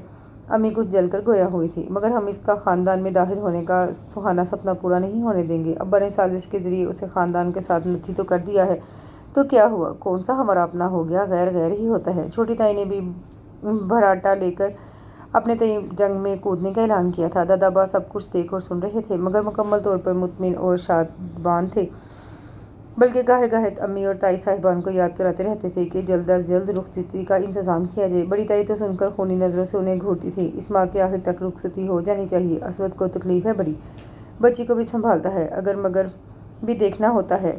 یوں بھی شاداب پرچے دے چکی ہے، اب فارغ ہے۔ رخصتی کرانے کے لیے آپ 2 میرے ہارٹ اٹیک کا انتظام کیجیے بڑے ابا، بڑی تائی ایک روز کہہ گزری۔ ایسے تو کچھ نہیں ہونے لگا ہوں، میں سمجھ چکی ہوں۔ ڈاکٹر اعظم لکھانی کے ساتھ مل کر ڈرامہ کیا گیا ہے، باقاعدہ منصوبہ بندی کے ساتھ۔ وہ ہاتھ نچا کر بھڑکتے ہوئے انداز میں فائل کھول رہی تھی۔ جواباً دادا ابا مبہم سا مسکرائے۔ اب جو ہوگا وہ کسی کی بھی دخل اندازی کے بغیر ہوگا۔ رخصتی ضرور ہوگی، بلکہ تم لوگ خود رخصت کرو گے، دیکھ لینا۔ اس عجیب و غریب بندھن کو بندھے 1 ماہ گزر چکا تھا۔ میں نے کبھی پلٹ کر ان کے گھر کی طرف نہیں دیکھا۔ وہی دادا ابا جن کے ساتھ سارا دن اسود بھائی کیا کرتی تھی، اب ان کے سامنے نام لینے سے پہلے ہی زبان پر تالے پڑ جاتے تھے۔ اب کیا کہہ کر اور کس طرح پکارتی؟ اسود بھائی تو اب ہرگز نہیں رہے تھے۔ دادا ابا اکثر مجھ سے پوچھتے، بیٹے خوش تو ہو نا؟ اور مجھے سمجھ میں نہیں آتا تھا اس انوکھے واقعے پر کس طرح خوش ہوں یا خوشی کا تصور کروں۔ یہ سوال تو میرے بجائے دوسری پارٹی سے کیا جانا چاہیے تھا، اور وہ بھی نکاح سے پہلے۔ اب کیا فائدہ تھا ان سب باتوں کا؟ کافی عرصے سے گمنام فون کالیں آ رہی تھیں، جب کوئی اٹھاتا تو فون بند ہو جاتا۔ اس روز شام مغرب کے وقت میں لاؤنج میں فون کے پاس ہی بیٹھی تھی جب فون کی بیل بجی۔ ایک مدت بعد آج میں نے براہ راست فون ریسیو کیا تھا۔ ہیلو! میں نہیں گمان کر رہی تھی کس نامعلوم بندے کی کال ہوگی، جو جواب میں کچھ نہیں بولتا اور فون بند کر دیتا ہے۔ شاداب، بات کر رہی ہو نا؟ کیسی ہو؟ وہی مخصوص آواز و انداز تھا جس میں وہ بات کر رہے تھے۔ میرے حلق میں ریت پھنس گئی، بولا ہی نہ گیا۔ شاداب، کیا پہچانا نہیں؟ یا پہچان کر خاموشی اختیار کی ہے؟ کیسے فون کیا ہے؟ میرا لہجہ خود بہت اجنبیت اور رکھائی کی لپیٹ میں آ گیا۔ اس کا جواب بہت لمبا بھی ہو سکتا ہے، تاہم میں مختصر عرض کرتا ہوں۔ ربا کی طبیعت بہت خراب ہے، تمہیں شدت سے یاد کر رہی ہے۔ جس حلیے میں ہو اسی میں چلی آؤ۔ میں نہیں آ سکتی، آپ اسے بہلا کر سلا دیجیے۔ میں اب ان کا سامنا نہیں کرنا چاہتی تھی۔ وہی پرانی ملاقات کی تلخی یاد آ گئی۔ وہ بچی ہے، کسی عاشق کا بل نہیں جسے بہلا کر اس کے ارمان سلا دیے جائیں۔ सख्त बुखार में फनक रही है और बेहोशी के आलम में बार बार तुम्हारा नाम ले रही है। बच्ची का हाल सुनकर मेरा जी तरफ उठा, मगर मेरा आना बहुत मुश्किल है। यूँ पहले भी तो आती थी, पहले की बात और थी, बात तो अब बनी है, बस चली आओ। मेरी जान चल कर रहेगी। यूँ हुक्म दे रहे थे जैसे फरमाबरदारी से चली ही तो आऊँगी। क्या मैं लेने आऊँ? उनका लहजा संजीदा हो गया। नहीं। मैं एकदम घबरा गई। घर में एक नया ड्रामा शुरू हो जाता, मैं खुद ही आ जाती हूँ। मैंने हार कर कहा, अच्छी बात है, मेरा रवा रवा मुंतजिर है। उन्होंने खुदा हाफिज कहकर फ़ोन रख दिया। मैं कुर्ती जल्दी दादाबा के कमरे में आई। उनसे कुछ मशवरा करना चाहती थी। दादाबा कहाँ हैं? उन्हें कमरे में मौजूद न पाकर मैं गैलरी से निकलती सबा से पूछने लगी।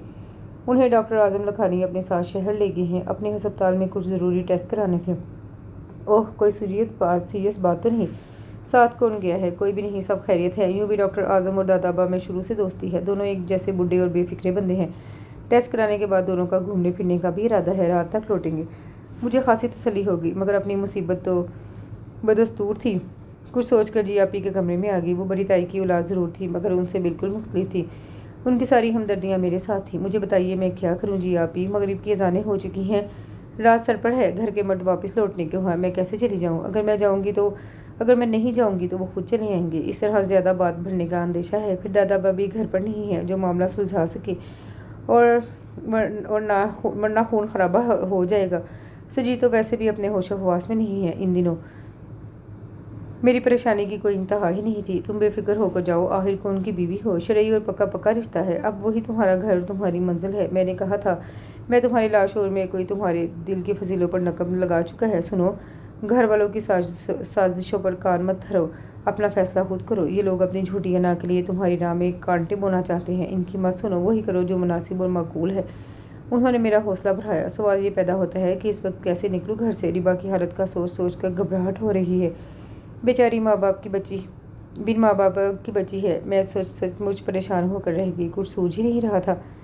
ठहरो, मैं इंतज़ाम करती हूँ, तुम इधर गैलरी में आ जाओ। वो उठ खड़ी हुई। अम्मी, ये पिंकी किधर है? शुमैला की अम्मी का फ़ोन आया है। शुमैला की तबीयत बहुत ख़राब है। उनके अम्मी अब्बू को बहुत ज़रूरी काम से कहीं जाना है। वो कह रही हैं एक आध घंटे के लिए पिंकी को हमारे यहाँ भेज दे। चूँकि जी आपी की ज़ुबानी इतला मिली थी, इससे मोतबर और दुरुस्त करार देते हुए बड़ी ताई कोई ख़ास एतराज़ न कर सकी। इतना अंधेरा हो रहा है, इस वक्त अकेली कैसे जाएगी? मैं छोड़ आती हूँ। अच्छा है, वॉक भी हो जाएगी।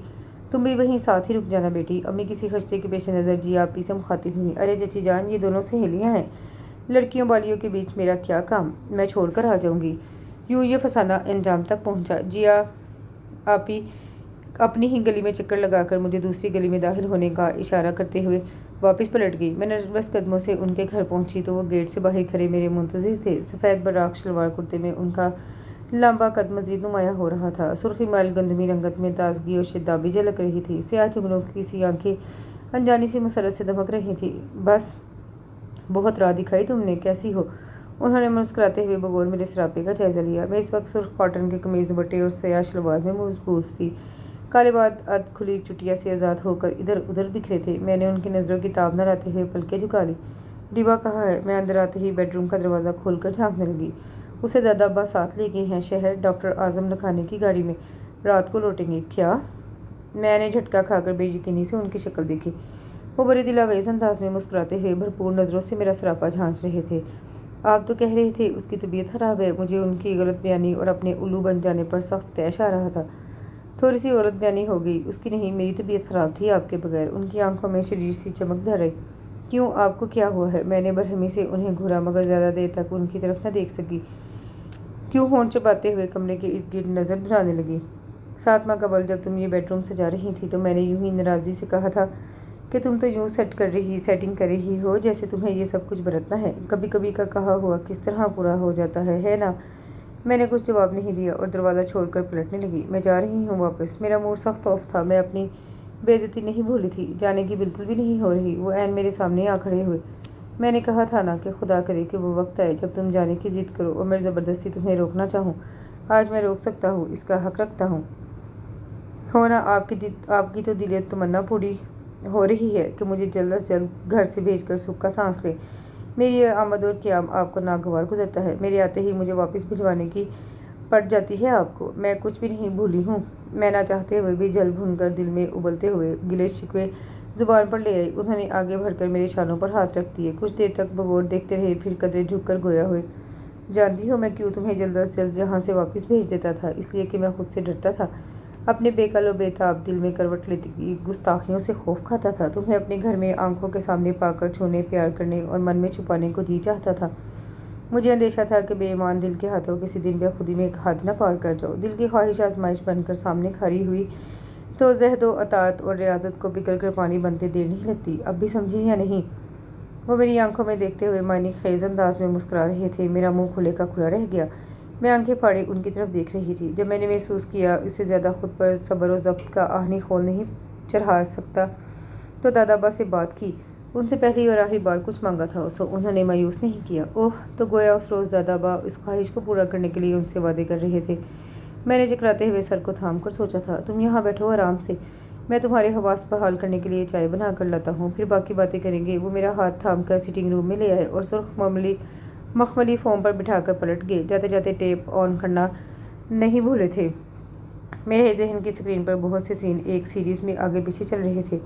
खाली पड़ा था दिल का मकान आपके बगैर, रंग सा था सारा बेरंग सा था सारा जहान आपके बगैर। तो गोया ये गाना मेरे लिए ही प्ले किया था उस दिन।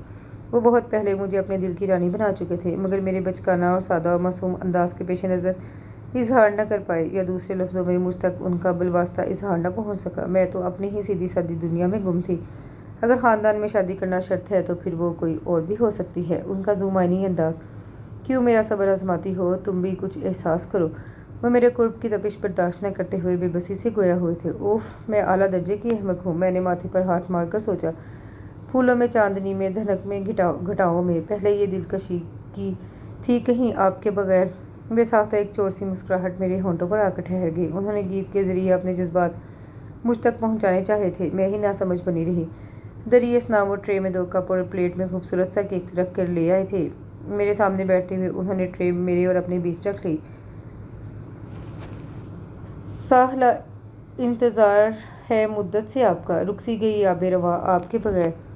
आप भी कुछ समझी या अमलन समझाना पड़ेगा? उनके होंठों पर मचलती वारफ्ता सी मुस्कुराहट पर मेरा सर हया से बोझिल होकर झुक गया। वो कब मुझे थमाते हुए केक की तरफ इशारा करके बोले, ये मिलन की खुशी में सुबह से ला कर रखा था, ये लो छुरी, मैं अब घर जाऊंगी, देर हो रही है। मैं चाय की 1-2 सिप लेकर पजल सी होकर बोल पड़ी, कौन से घर तो आपका यही है, अब और जल्दी किस बात की?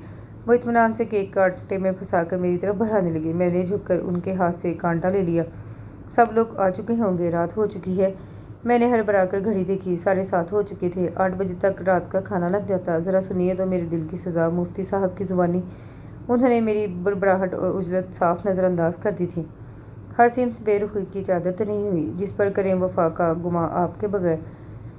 खामोशियों को जैसे ज़ुबान मिल गई कतील। महफिल में ज़िंदगी थी कहाँ आपके बगैर। चाय के बाद वो बर्तन किचन में रख कर वापस आए थे। सिटिंग रूम में आए तो मैं जाने के लिए खड़ी हो चुकी थी। मैं चलूँगी अब। जूँ ही मैं दरवाजे की तरफ बढ़ी, उन्होंने दोनों हाथों से दरवाज़ा बंद करके लॉक कर दिया। किधर चली जनाब, अब हम आपको जाने नहीं देंगे। उन्होंने आगे बढ़कर मुझे अपनी बाहों में ले लिया। खौफ के मारे मेरी चीख निकलते निकलते रह गई। मेरी हालत गैर होने लगी। प्लीज़ ये क्या कर रही हैं असवद बहा? अचानक ही मैंने ज़बान दांतों तले दबा ली। अब मैं ऐसे तमाम हक रखता हूँ जानम।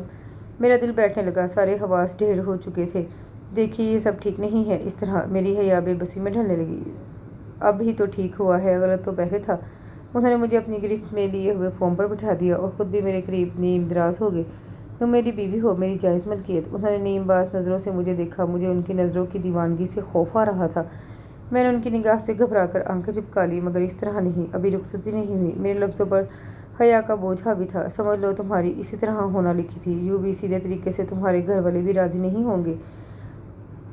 कम ऑन, मगर उसका मतलब ये हरगिज़ नहीं है कि मैं खुद से चल कर आ जाऊँ। मुझे जाने दें, मैं और भी बहुत कुछ कहना चाहती थी। क्यों सब्र आजमाती हो जानब, बहुत हो गया, अब ताब नहीं। उनका मखमूर दिलकशी लहजा मेरी डूबती समातों में उतरा था।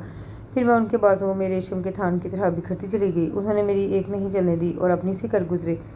रो रो कर मेरी आंखों के सोते खुश्क हो गए थे। दिल बार बार भरा रहा था। बेशक शरीयत और कानून के मुताबिक वो इसके मजाज थे, उनका इस्तेहकाक था, मगर कुछ माशरती और समाजी तकाजे भी हुआ करते हैं। उन्हें पूरा किए बगैर हम समाज के ठेकेदारों की अदालत से बड़ी नहीं हो सकती। क्या कहेगी दुनिया, और इससे पहले भी घर वाले।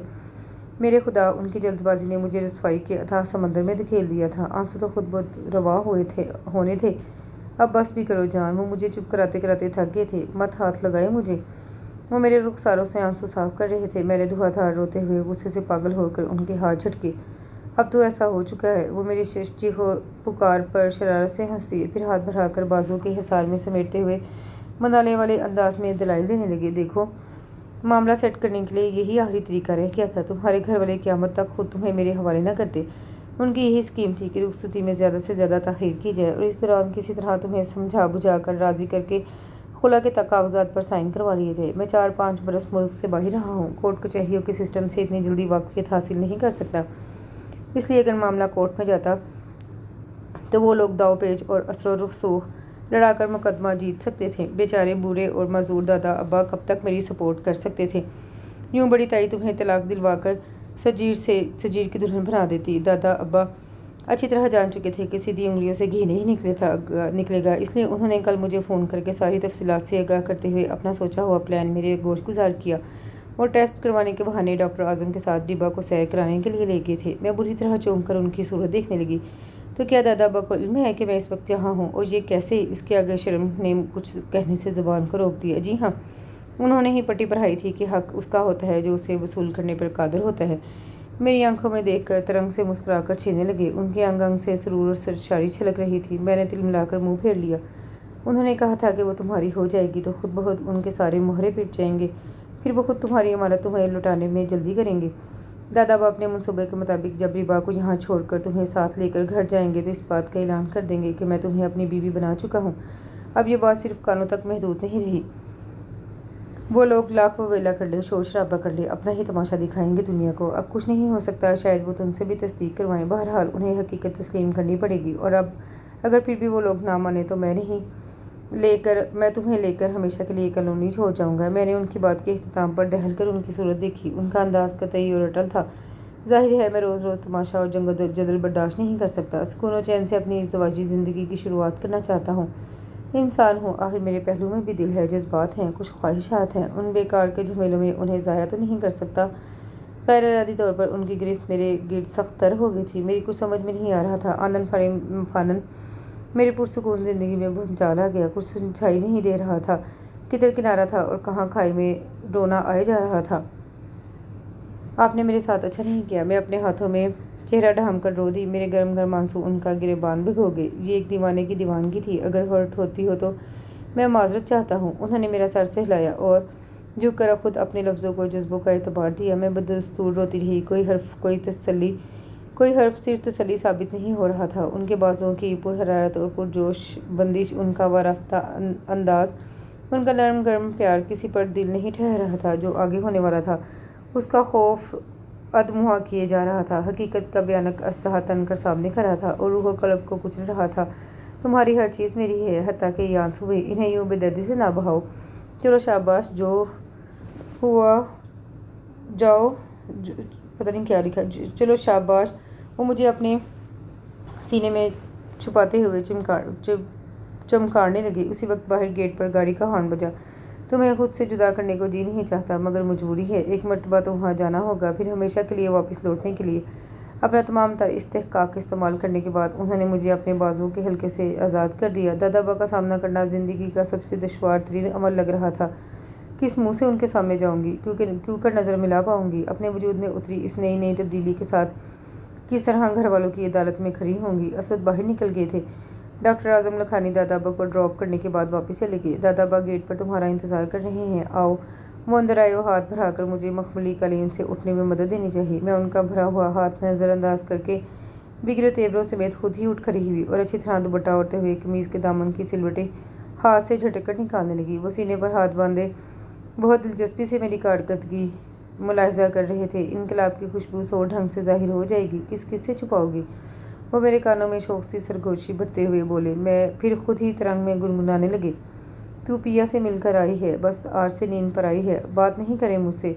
میں جیسے انہیں کاٹ کھانے کو دوری تھی۔ وہ غصے سے نڈھال پیچ و تاب کھاتی ہوئی، میں بڑی مشکلوں سے اپنے اندر بھڑکتی آگ کو چھپائے ہوئے تھی۔ اتنی ڈراؤنی صورت تو نہ بناؤ، وقت رخصت مجھے ساری رات نیند نہیں آئے گی۔ انہوں نے میری طرف جھک کر لطیف سی شرارت کرتے ہوئے گویا تنگ کرنے کی انتہا کر دی۔ نہ جانے کیوں وہ آج اتنے شوخ و شریر ہو رہے تھے، وگرنہ فطرتاً انتہائی سنجیدہ اور کم گو واقع ہوئے تھے۔ میں آنسو پیتی ہوئی دل ہی دل میں انہیں سلواتے سناتے ہوئے باہر کی جانب بھر گئی۔ گھر میں جیسے یوم حشر برپا ہو گیا تھا، ایسے جھکر چلے تھے کہ نظام زندگی درہم برہم ہو کر رہ گیا۔ بڑی تائی کا تو بس نہیں چل رہا تھا اسود کو کچا چبا جائیں۔ امی الگ دل پکڑ کر بیٹھی ہوئی تھیں۔ فواد بھائی، سجیر اور تایا حضرات غیرت کے مارے لال و لال ہو رہے تھے۔ او خدایا، یہ بڈھا کتنا ہوشیار نکلا، حامدہ کیسے بازی پلٹا دی، اس کی شے پر یہ سب کچھ ہوا ہے۔ جی چاہتا ہے زہر دے دوں اسے۔ بڑی تائی کے چہرے پر الاؤ دہک اٹھا تھا۔ بس کریں امی، دادا بائی اس گھر کے بزرگ ہیں، آپ سے بھی بڑے ہیں، وہ اپنا اختیار استعمال کرنے کا پورا حق رکھتے ہیں۔ اس طرح کی اخلاق سے گری ہوئی باتیں آپ کو زیب نہیں دیتی۔ جی آپی نے بڑی صاف گوئی سے اپنی ماں کو آئینہ دکھایا۔ وہ پوری طرح دادا با اور اسود کو سپورٹ کر رہی تھی۔ تم بیچ میں مت بولو۔ بڑی تائی سے جی آپی کی مداخلت برداشت نہیں ہوئی۔ کیوں؟ کیا؟ اس لیے کہ میں درست کہہ رہی ہوں۔ جی آپی نے استہزائیہ نظروں سے ماں کو دیکھا۔ دیکھیے، حقیقتاً آپ کو یا گھر کے کسی بھی فرد کو اس معاملے میں دخل اندازی کا حق نہیں پہنچتا۔ یہ اسود اور شاداب کا معاملہ ہے، میاں بیوی کی آپس کی بات ہے، انہیں تصفیہ کرنے دیں۔ اگر شاداب اسود کو ساتھ رکھنے پر رضامند ہے تو آپ اسے روکنے کا اختیار نہیں رکھتی۔ اس نے خود جا کر اسود سے نکاح نہیں پڑھوایا تھا۔ گھر کی سب سے بزرگ ہستی دادا جان نے خاندان کے تمام بڑوں کی موجودگی میں یہ فریضہ سر انجام دیا تھا۔ آپ سب معترض بھی نہیں تھے، پھر رخصتی میں روڑے اٹکانے کی کیا تک بنتی تھی؟ آپ کی سازشوں کی سنگن پا کر اسود اپنا حق استعمال کرتے ہوئے شاداب کو بیوی کا درجہ دے چکا ہے۔ اب یہ احتجاجی مظاہرہ نیری حماقت ہے۔ ذرا عقل سے سوچیں امی، خواہ تماشا نہ بنوائیں۔ اور چچی جان، آپ بیٹی کا مستقبل سامنے رکھیں، جذباتیت میں غلط اقدام کی حمایت نہ کریں۔ اسود میں کس چیز کی کمی ہے جو آپ اسے داماد تسلیم کرنے میں ہچکچاہٹ کا شکار ہیں؟ صورت سیرت، اعلیٰ تعلیم، بہترین جاب، ایک بن ماں باپ کی بچی کو پال رہا ہے تو گناہ تو نہیں کر رہا۔ یتیم کے سر پر ہاتھ رکھنا تو جنت کمانے کے مترادف ہے۔ بیوی تو وہ بھی اس کی بن ہی گئی ہے، آپ نہ بھی تسلیم کریں تو وہ اسے اپنے ساتھ لے جا کر ہی رہے گا۔ کیا یہ بہتر نہیں کہ آپ خود ہی عزت و شان سے بیٹی کو رخصت کریں؟ جی آپی کی لمبی چوڑی تقریر سے بڑی حد تک امی کو دن میں تاری دکھا دیے تھے۔ ادھر دادا ابا اپنے محاذ پر ڈٹے ہوئے تھے۔ میں تو سارا دن اپنے کمرے میں بند سب سے چھپ کر بستر پر پڑی رہتی۔ 2 ہفتے گزر گئے۔ آخرکار طویل بحث و مباحثے کے بعد بڑی تائی اور ان کے حامیوں کو پسپا ہونا پڑا۔ دادا ابا سفارتی تعلقات کے ذریعے بڑے تایا اور میرے ابا جی کو قائل کرنے میں کامیاب ہو گئے۔ خود امی بھی نیم رضامند تھیں، سو بڑی تائی اور چھوٹی تائی کو مارے بندے فیصلہ قبول کرنا پڑا۔ بس اگلے جمعے کو رخصتی طے ہے۔ ساجد اور رحمت، تم لوگ سارے خاندان والوں کو پیغام دے دو۔ کارڈ تو نہیں چھپ سکیں گے، فون پر اپنے جاننے والوں کو بلا لو۔ اور بچیوں، تم لوگوں میں سے کچھ جیا بیٹی کے ساتھ اسود کے ہاں ڈیرے ڈال لو، لڑکے والوں کی ڈیوٹی بھی تمہیں کو سنبھالنی ہوگی۔ دادا ابا گویا پھر سے جوان ہو گئے تھے۔ اسی شام اسود کو گھر بلا کر فرداً فرداً سب سے ملوایا گیا۔ اب انہیں یہاں آنے کی مکمل آزادی اور اجازت حاصل ہو گئی تھی۔ دادا ابا تو چاہتے تھے کہ دیگر لوگوں کی طرح وہ بھی یہیں آ کر رہیں، مگر انہوں نے نرمی سے انکار کر دیا۔ اب گھر سیٹ کر چکا ہوں، وہیں ٹھیک ہے۔ مجھے ساری رپورٹیں جی آپی اور سبا وغیرہ پہنچاتی تھیں، خود میں نے تو جھلک بھی نہ دیکھی تھی۔ اتنے بہت سارے مراحل سے گزرنے کے بعد آج میں ان کے بیڈ روم میں مسحری پر ٹیک لگائے بیٹھی ہوئی تھی۔ سبا اور سامیہ لوگوں نے کمرے کا ایک ایک گوشہ سجا دیا تھا۔ ہر طرف پھول، خوشبو، رنگ اور روشنیاں ہی بکھر گئی تھیں۔ رات کے 12 بجے کا ٹائم تھا۔ وہ لوگ ابھی بھی مجھے یہاں چھوڑ کر گئے تھے۔ ربا 1 ہفتے سے گھر میں تھی۔ وہ سب لوگوں سے اس طرح گھل مل گئی کہ پاپا اور اپنے گھر کو بھول ہی بیٹھی۔ اتنی بہت ساری پھوپھو، خالائیں اور چاچو مل گئے تھے۔ خصوصاً جی آپی سے بہت ہل گئی تھی۔ وہ آج کی رات ادھر ان کے پاس ہی سوئی تھی۔ باقی لوگ بھی آہستہ آہستہ رخصت ہوتے جا رہے تھے۔ آخر میں بس میں اور اسود رہ گئے۔ اسود باہر گیٹ پر سب کو خدا حافظ کہہ رہے تھے۔ مجھے زوروں کی نیند چڑھی تھی۔ اتنے دنوں کی ٹینشن کے بعد آج ڈٹ کے نیند آئی تھی۔ خبر بھی نہ ہوئی، یوں ہی کمر سیدھی کرنے کو لیٹی تھی، مگر اگلے ہی پل تکیے پر سر رکھ کر غافل ہو گئی۔ یہ بھی نہ یاد رہا کہ دلہن کے روپ میں ہوں۔ ایسے سمے اسٹیج پر سونا اعلیٰ درجے کی بدذوقی میں شمار ہوتا ہے۔ اسود کب کمرے میں آئے، اپنا ڈریس چینج کر کے میرے پہلو میں دراز ہوئے، میرے فرشتوں کو بھی پتہ نہ چل سکا۔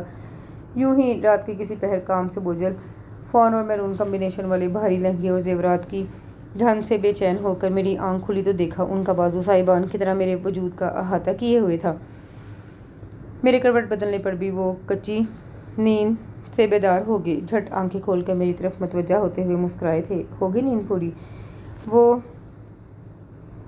وہ پتہ نہیں کیا ہے، وہ سینے پر پتہ نہیں کیا کوہنی، وہ بیڈ پر کوہنی لگا کر ذرا سا اونچا ہوتے ہوئے بشاشت سے مخاطب ہوئے۔ گو کہ مجھے وہ محسوس گھبراہٹ تو لاحق نہیں تھی جو نئی نویلی دلہن پر پہلی رات خود بہت طاری ہو جاتی ہے، لیکن پھر بھی ہر بندن کے اپنے مخصوص کچھ تقاضے ہوا کرتے ہیں۔ مجھے ٹوٹ کر حیا آنے لگی۔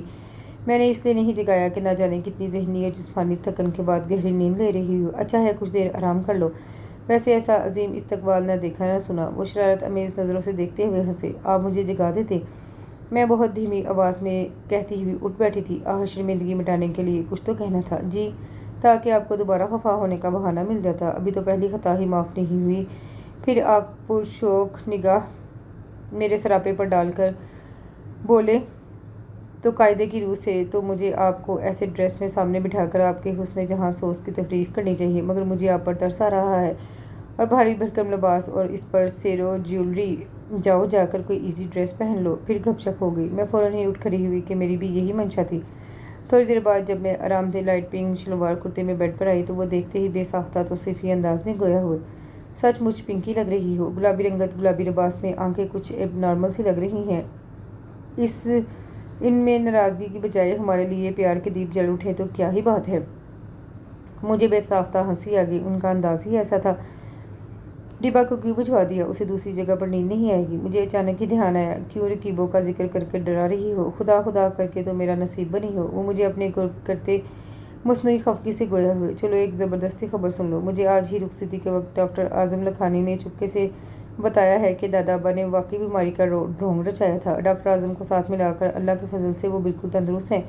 कोई हार्ट अटैक नहीं हुआ था। महज हमारे मिलाप के लिए उन्होंने ये तदबीर निकाली थी। वो मुझ पर झुक के, हाय सच दादा, वो बिल्कुल ठीक है। मैं खुशी से चीखी, आहिस्ता आहिस्ता यार, मेरे कानों का पर्दा फट जाएगा। उन्होंने महज मुझे तंग करने के लिए मुस्नुई तकलीफ का इजहार किया। मैं ताउम्र दादा बाबू का एहसान मत रहूँगा जिन्होंने मुझे इतनी प्यारी चीज़ सौंपी। उन्होंने मेरी पेशानी पर अपने लब रख दिए। मेरे वजूद के गिर्द उनके बाजुओं की बंदिश थी और शायद मैंने दिल में सोचा मगर कहा बिल्कुल नहीं।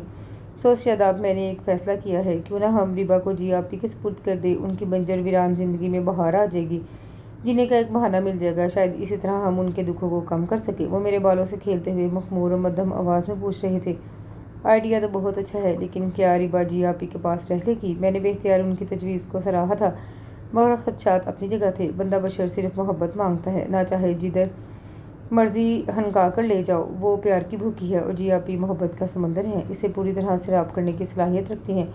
यूँ भी तुमने नोट किया हो शायद, वो चंद दिनों में जी आप ही की गिरविदा हो गई है। उन्हीं के पास मंडलाती रहती है और आज देख लो, जान से अजीज़ पापा को भी भूल गई। जी आप ही के साथ सोने की खुशी में आप उसके बगैर रह लेंगे? मैंने सर उठाकर उनकी तरफ देखा। मेरा मकसद उसे खुश देखना है। मैंने 4 बरस तक बिना किसी तफरीक के उसे मोहब्बत दी है, मगर अब खदशा है ऐसा ना हो जब मेरी औलाद हो तो मैं उनमें खोकर रिबा को उसके हिस्से का महसूस प्यार और तवज्जो न दे पाऊँ। ऐसी सूरत में बच्ची ज़हनी और नफ्सियाती उलझनों का शिकार हो जाएगी। इससे बेहतर है उसको ऐसे चश्मे से सैराब होने दिया जाए जिसका सारा पानी सिर्फ उसी के लिए हो। उन्होंने मेरी आंखों में झाँक कर तायीद चाही। यूँ भी वो यहाँ आती जाती रहा करेगी, हम भी हर दूसरे तीसरे दिन मिलने चले जाए करेंगे, तो हमारी आंखों के सामने रहेगी, ठीक है? मैंने पुरसकून अंदाज में उनके सीने पर सर टिकाकर आंखें मूंद दी और इसके साथ ही ये खूबसूरत सा नावल अपने इख्तिताम को पहुंचा। उम्मीद करती हूँ कि शाज़िया के दूसरे नावल्स की तरह आपको ये नावल भी पसंद आया होगा। कमेंट में अपनी राय का इज़हार ज़रूर कीजिएगा। दुआओं में याद रखिएगा। अल्लाह हाफिज़।